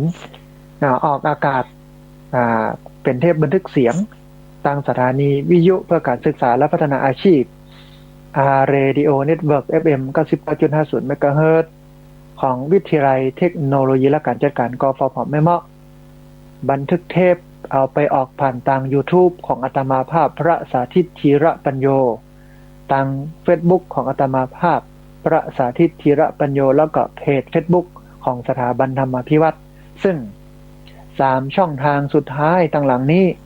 ท่านผู้ฟังสามารถคัดลอกลิงก์ก๊อปปี้ลิงก์ส่งแชร์ไปให้กับญาติธรรมเพื่อได้ยินได้ฟังกันได้แถมตัวตลอดจนถึงสามารถไปติดตามรับฟังย้อนหลังได้แถมตัว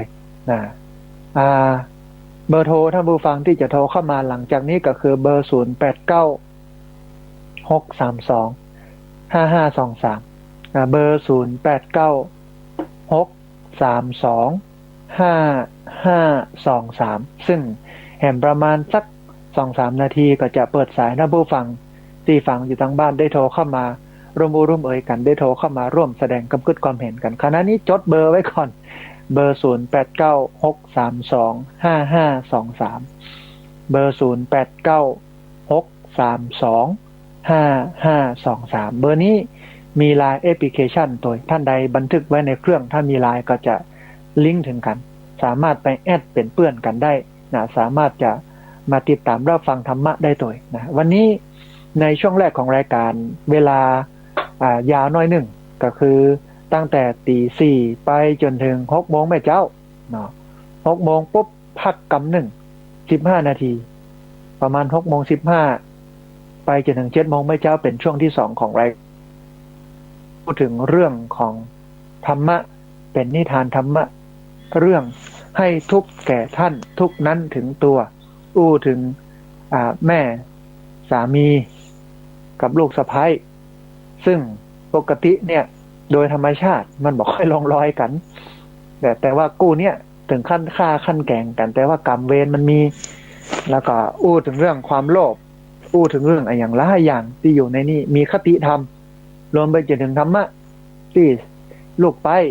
พึงปฏิบัติต่อแม่สามีพึงปฏิบัติต่อลูกไปเพื่อเป็นครอบครัวอบอุ่นที่มันกลมเกลียวฮักใคร่กันคนเป็นกลางยังลูกบ่าวเนี่ยก็ตุก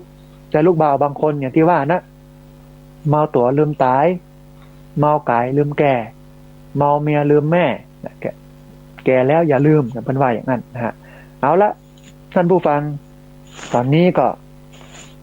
น่าจะได้เวลาที่จะเปิดสายท่านผู้ฟังที่ฟังอยู่ทางบ้านเมื่อได้โทรเข้ามาระบุ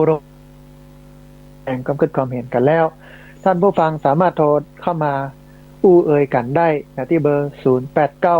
0896325523เบอร์08925523เรียนเชิญเจริญพรได้โทรเข้ามาร่วมร่วมแสดงความคิดความเห็นกันในเจ้านี้โมโหว่าจะโทรเข้ามาอย่างใดนะว่าฟังอยู่เนอพระอาจารย์เนอมาให้กำลังใจกันเนาะฟังจากที่หันที่นี่สัญญาณชัดบ่ชัดอย่างใดเดียวว่ากันมาพอดีมีสายเข้ามาสายหนึ่งนะเดียวฮับสายนี้ก่อนเปิ้นจะว่าจะได้พ่องเจริญพรอาจารย์นำตัวน้อย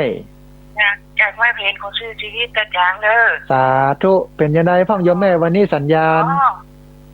สัญญาณชัดเจนเลยเจ้าชัดเจนดีเนาะพอได้เหมือนกันพอได้เหมือนกันวันนี้นะเจ้าอาจารย์เขาเฮือเป็นจ่ายต่อจ่ายก่อนเนาะนั่นแหละกำเวรมันตัวตันเนาะถึงตัวโอ้อาจารย์เราโอ้อาจารย์เขาที่สอนจ่อยเนอะที่หายบดีคือมาหัวไม่หัวกันวางเนอะแม่นละไม่ลุงฟังมันมีคนเข้าฟังแม่นเนอชัดเจนเจ้าสาธุคุณสาธุนะโยมจากบ้านตาจ้างโทรเข้ามานะเรียนเชิญเจริญพรหน้าที่เบอร์0896325523 มีสายเข้ามาเดินสายจะได้พ่องเจริญพรอันโยมแม่โทรมาจากทางใด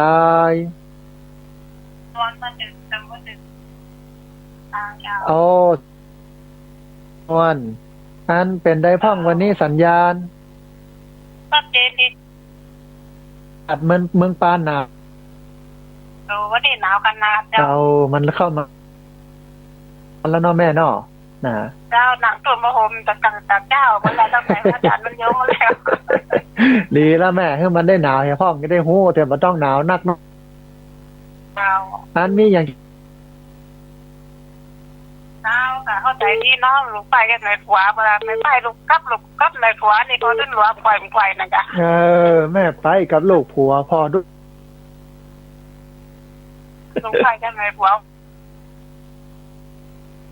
ได้นะเนาะบางกู้ก็เป็นกู้บุญบางกู้ก็เป็นกู้บาปเนาะแม่เนาะนะ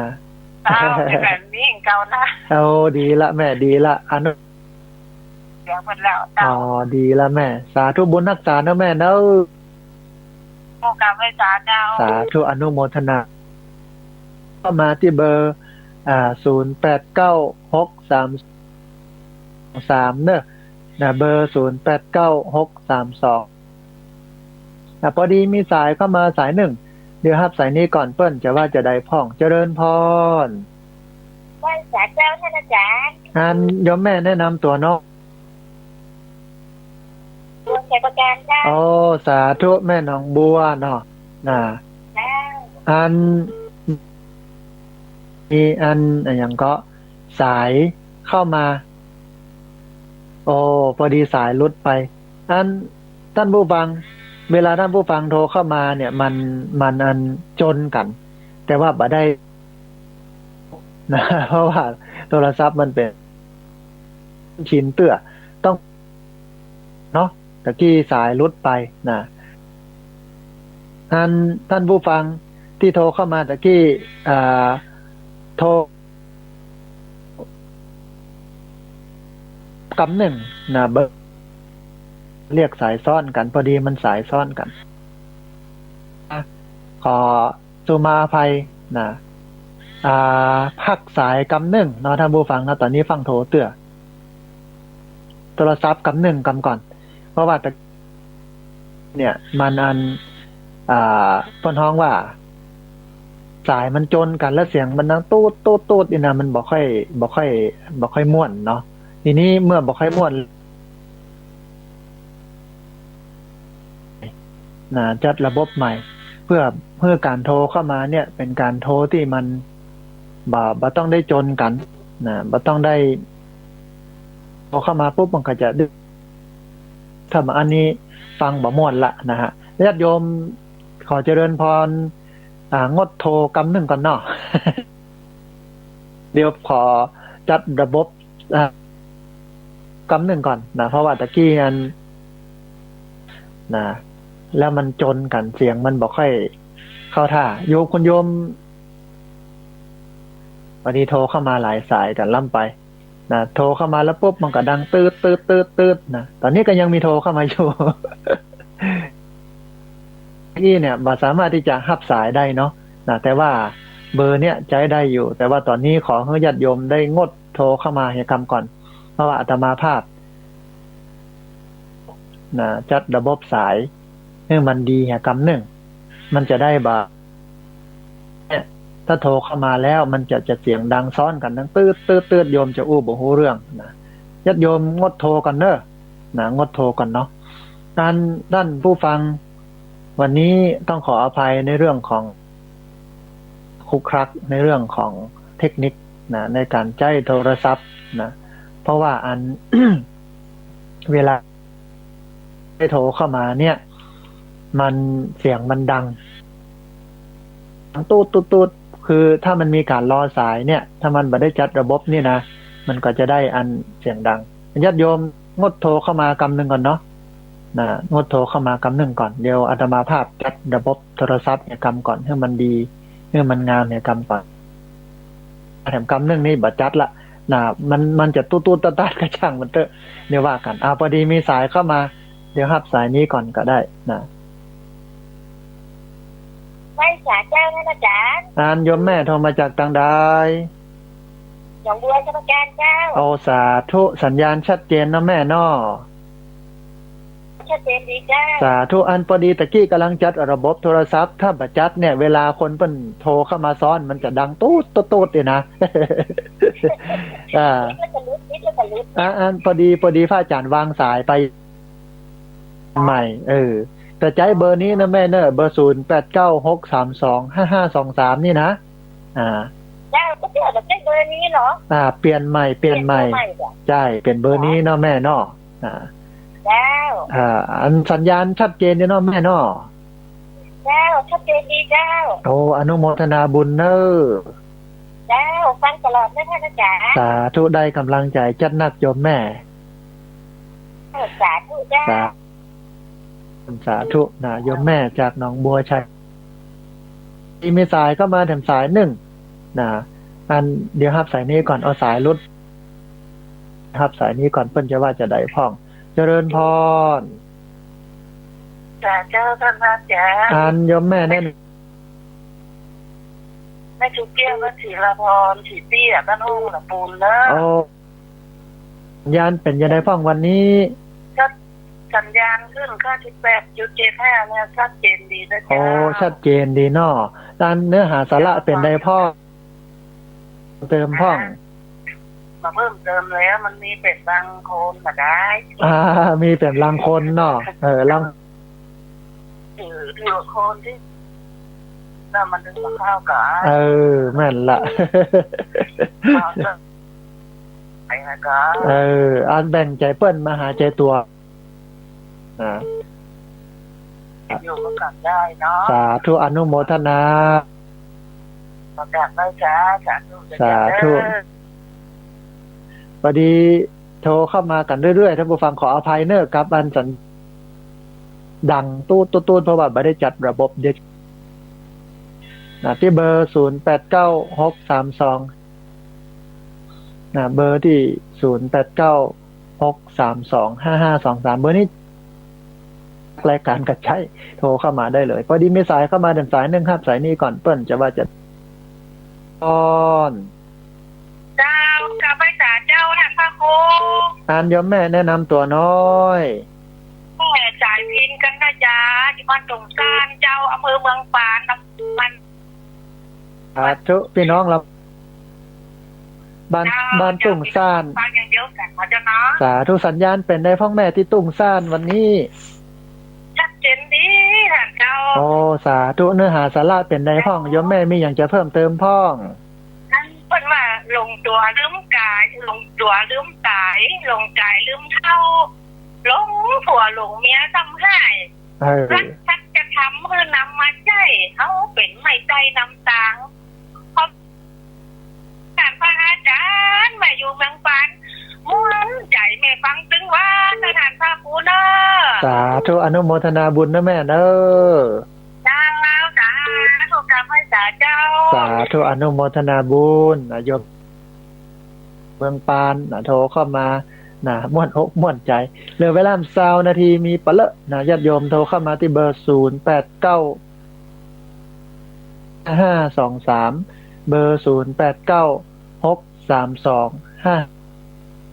สายเข้ามาสาย1รับสายนี้ก่อนเปิ้นจะว่าจะได้พ่องเจริญพรลีวิทยุน้อยหนึ่งเด้อ ไม่ได้ออกมาอยู่นอก พอดีเสียงมันสะท้อนไป เจริญพรเป็นยังไงพ่อแม่ตั้งแจ๋วเนาะยมแม่โทรมาจากตังใด พระบาทต่าง ตักผ้าป่าซางเหรอ ๆเคยมาว่าอาจารย์และเจ้า โอ้อนุโมทนาบุญเกิดมาแอวแล้วเนาะ เอาใครมาหวานทั้งกล่อง ดินงามเนาะเดี๋ยวมีโอกาส มาหน่อย แม่นละพ่อน้อยกับปลูกนะตอนนี้นะ โอ้หอมแดงไปปลูกแล้วนี่มาหน่อยเด้อ เดี๋ยวมีโอกาส โอกาสที่ไหนไปทำบุญ สาธุอนุโมทนาบุญพระบาทตักผ้าโทรเข้ามารบร่วมไปกำกึดกำเห็นกันญาติโยมโทรเข้ามาเนาะที่เบอร์089ขอสุมาตร08225523 พอดีมีสายเข้ามาแถมสายหนึ่งครับสายนี้ก่อนเปิ้นจะว่าจะได้พ่องเจริญ ไปสาเจ้าท่านอาจารย์ อันยมแม่แนะนำตัวน้อย เรียนใจมันเรียนสักการ สันปะตองเจียงใหม่เนาะแม่เนาะ เจ้านิยายธรรมะวันนี้โอ้ไอ้คนตายตัวตายเนาะ ให้ทุกข์แก่ปล่อยเนาะแม่เนาะเอาอย่างเลยเนาะ แม่นละโรคความโลภเอากูอย่างโลภโมโทสันเนี่ยทำให้อันร้ายเนาะแม่เนาะนะ เรื่องนี้มันจะพลิกมาได้เผาแล้วเนาะ ถ้ามือดีเลยนะคนตีล็อกตีแหลมประกองความโลภครอบงำเนี่ยโอ้กลายเป็นเข้าบ่ออกไปเลยบ่มีเหตุมีผลไปเลยก็มีเนาะ นักหรือไม่ผัวกันเนี่ย สาธุอนุโมทนาบุญนะแม่เนอะ เจ้าไว้สาธุอนุโมทนาสายเวียงตาการสันปะตองเชียงใหม่นะญาติโยมโทรเข้ามาเนอะที่เบอร์5523เบอร์0896ดีมีสายเข้ามาสาย1เดี๋ยวรับสายนี้ก่อนเปิ้นจะว่าจะได้พ่องเจริญพรตัวน้อยโอสาธุเจริญพร สัญญาณเป็นได้พ่อแม่วันนี้ ชัดเจนดีเนาะสาธุอนุโมทนาบุญนะแม่เนอะโยมแม่จากแม่วางเนาะโทรเข้ามาเชียงใหม่อันท่านผู้ฟังเหลือเวลาแหมปะเลอะโทรเข้ามาเนอะที่เบอร์089632เบอร์0325523พอดีมีสายเข้ามาแถมสาย1ครับสายนี้ก่อนเปิ้นจะว่าจะได้พ่องเจริญพร ไปช้าเจ้า อันยมแม่แนะนำตัวน้อย ใส่ท้องคนนึง จำเสียงได้แม่เป็นได้พ่องเจ้ห่มลำปางหนาวก็ยมแม่ หนาวกัน เข้ามา ข้าวหวานเนี่ยกินข้าวเหนียว มันจับมันเปิงหน้ามันละถ้าเผาข้าวหลามมะนาวเนี่ยมันเจตี้ของมันนะเนาะอ้ามจังหวัดแล้วก็จังหวัดแล้วก็ทีเรียกช้าที่เขารักกันดึงเก่งใส่บาตรป่ะดีอันตัวเจ้าก็ได้ฉันตัวเปิ้ลน้ำโยมแม่เนาะนะ สาธุอนุโมทนาบุญนะแม่เนอะ เอามาการนอนเด้อ สาธุอย่างเดียวกันนะโยมแม่เนอะสาธุเจริญพรสาธุขออภัยกันสัญญาณถ้าติดตามรับฟังแล้วมันดังตุ๊ดๆตัดๆนี่นะก็ต้องขออภัยพอดีมีสายเข้ามาแถมสายว่าจะได้พ่องเจริญพรอันคุณโยมแนะนำตัวน้อย เอาเป็นการกาแฟอยู่หน้าของบ้านเอา โอ้สาธุแม่ค้ากาแฟอยู่หน้าครูบา สัญญาณเป็นได้พ่องคุณโยมวันนี้ ด้านนี้เจ้า ชัดเจนดีเนาะ ถามมาแล้ว โอ้อนุโมทนา เจ้าจะไม่โทรเจ้า สาธุวันนี้มีโอกาสได้โทรเนาะ เอาคนนี้คือทำไมในโซเชียล สาธุอนุโมทนา เจ้า สาธุอนุโมทนาบุญนะเบอร์08325523นะเบอร์08325523พอดีมีสายเข้ามาสายหนึ่งเดียวครับสายนี้ก่อนเปิ้นจะว่าจะได้พ่องนะเจริญพร เป็นการเจ้าท่านนะ อันคุณโยมโทร ในเมืองเชียงใหม่เจ้า โอ้สัญญาณชัดเจนดีเนาะ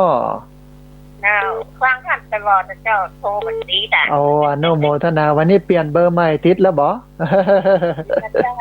เจ้า สาธุ ขอบใจทุกท่านนะท่าน โอ้ได้กำลังใจจัดหนักเลยโยมแม่อนุโมทนา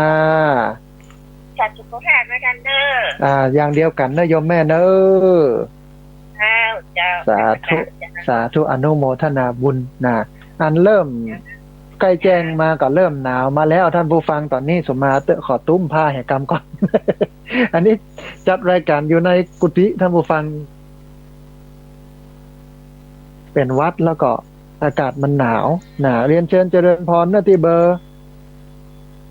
6325523เบอร์0896325523พอดีมีสายเข้ามาถึงสายหนึ่งครับสายนี้ก่อนเปิ้นจะว่าจะได้พ่อง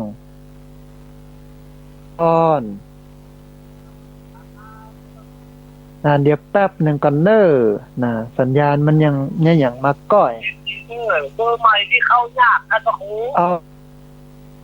าสายโยมป่อ ครับผม โทรมานักแต่ว่าสัญญาณมันบอกค่อยดีบ่ได้ปรับระบบมันเตื้อมันดังตูดเวลามันโทร ครับผม สัญญาณเป็นได้พ่องวันนี้ ชัดเจนดี ชัดเจนนี่เนาะป่อ คนที่โลกมาเอากินข้ามน้ำผ่านเงาในน้ำนึกว่าขวางเลยจับย่อง ตกลงไปสกรรมนะป่อเนาะครับผม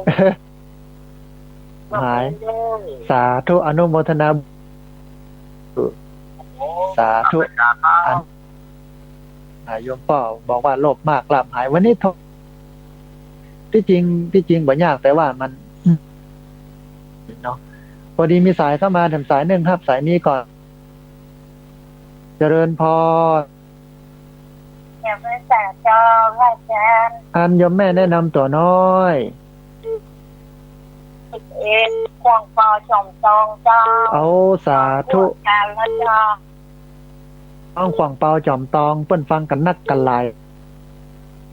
สัญญาณเป็นได้พ่องโยมแม่วันนี้ชัดเจนดีก่อ เป็นเบอร์ใหม่ก็เจ้า เปลี่ยนเบอร์ใหม่โยมแม่เปลี่ยนเบอร์ใหม่ใช้เบอร์นี้เนอะ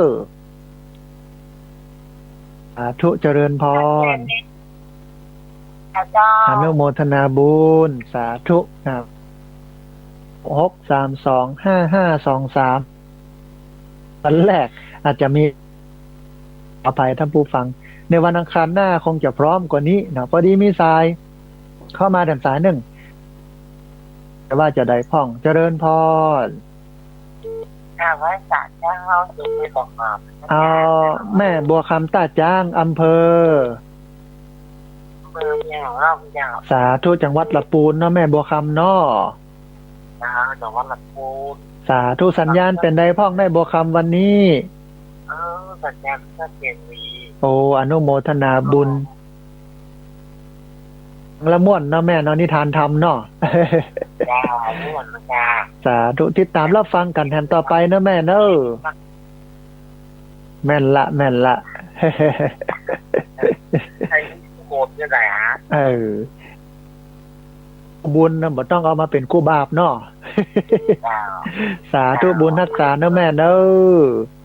จ้า สาธุอนุโมทนาบุญนะสาธุนะเบอร์089632นะเบอร์0896325523เรียนเชิญเจริญร่วมบุญร่วมเอ่ยกันได้โทรเข้ามาร่วมแสดงกำกึดคอมเมนต์กันพอดีมีสายก็มาเดินสายหนึ่งเดียวครับสายนี้ก่อนเปิ้นจะว่าจะได้พ่องเจริญพร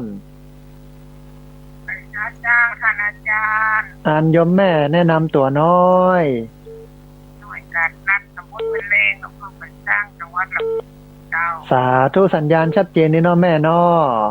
เจ้าชัดเจนเจ้า โอ้สาธุอันวันนี้มีอย่างจะเพิ่มเติมพ้อง เจ้าถ้าพูดกับยายนะเห็นไม่นิทานเนาะยายเนาะขายไปสั่งตลาด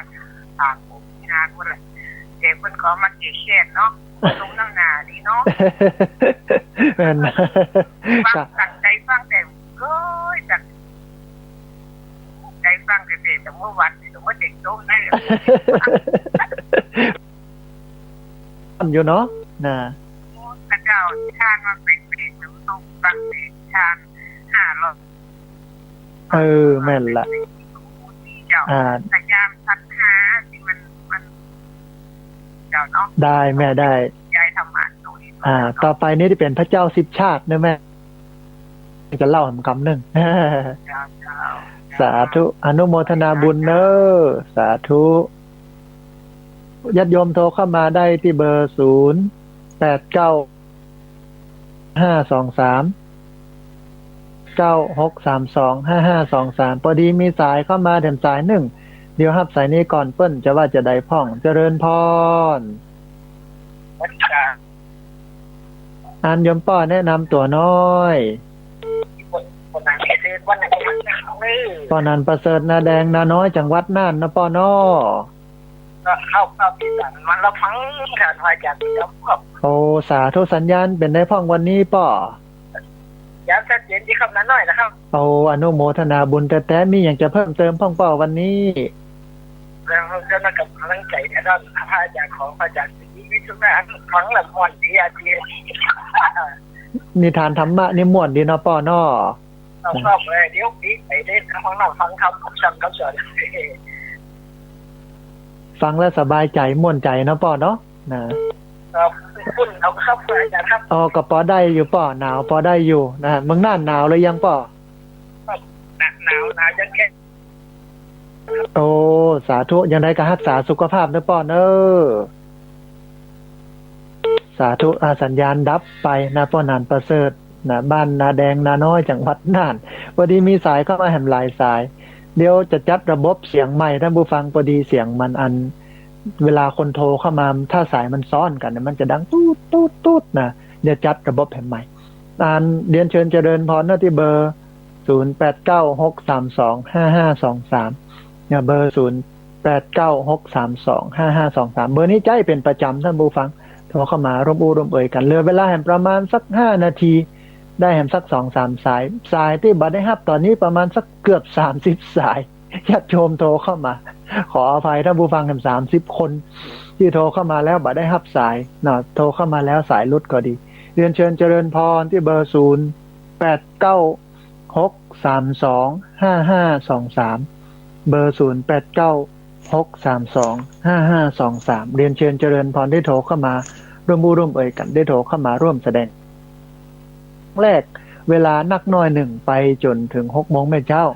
เดี๋ยวจะพักแห่มประมาณสัก15 นาที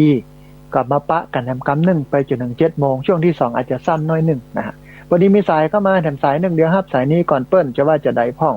เจริญพรไม่ขาดจ้าอาจารย์ยมแม่แนะนำตัวน้อยแนะนำตามดอนแก้วจากตองวังเหนือนะท่านโอ้สาธุพี่น้องดอนแก้วเนาะวันได้โทรหาท่านเมื่อนะจ๊ะ เขาก็บ่ได้ยันไปแอวทางพูนเมินนานมาแล้วเหมือนกัน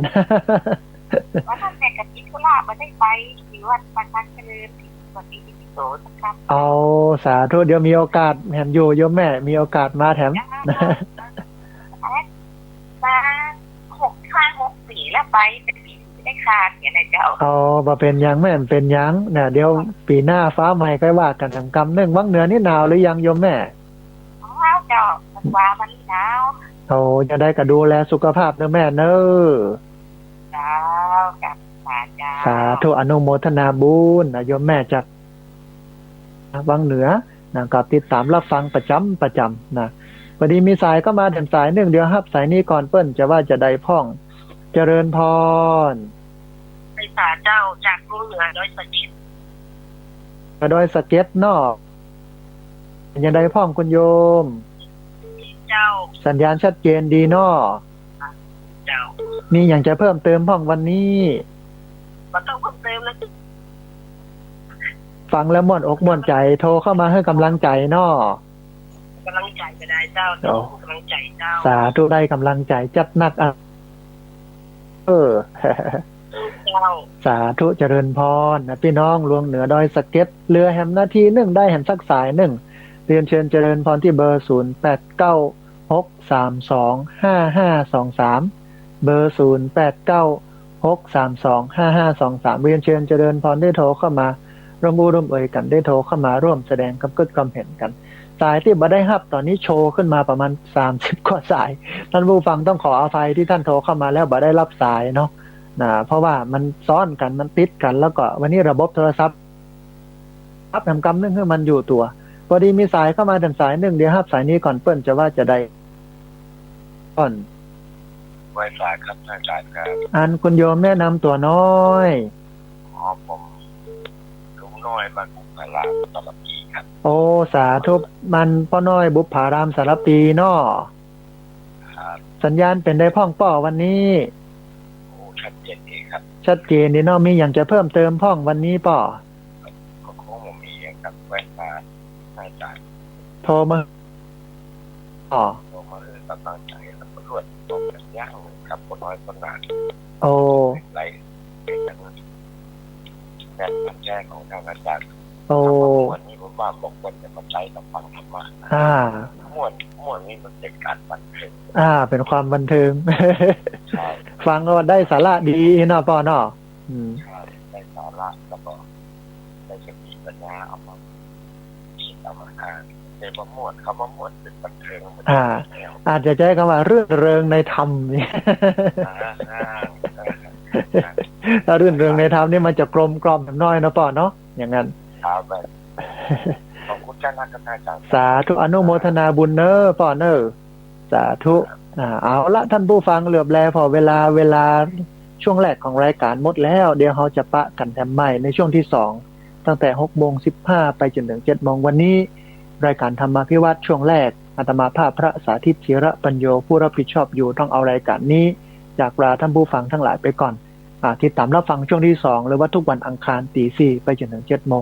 ต้องกราบขอบพระคุณครูบาอาจารย์พระเถรานุเถระที่อุปถัมภ์ดูแลสถานีอยู่อนุโมทนาบุญกับเจ้าของคลื่นเจ้าของสถานีที่รับสัญญาณเอาไปออกอากาศเอาไปส่งกระจายเสียงอนุโมทนาบุญกับญาติโยมทุกคนทุกท่านที่ติดตามรับฟังญาติโยมทุกท่านที่โทรเข้ามาแล้วก็ขออภัยกับญาติโยมที่โทรเข้ามาแล้วบ่ได้รับสายโทรเข้ามาแล้วบ่ติดก็ดีสัพพะพุทธานุภาเวนะด้วยเดชเดชะอนุภาพของพระพุทธเจ้าสัพพะธรรมานุภาเวนะด้วยเดชเด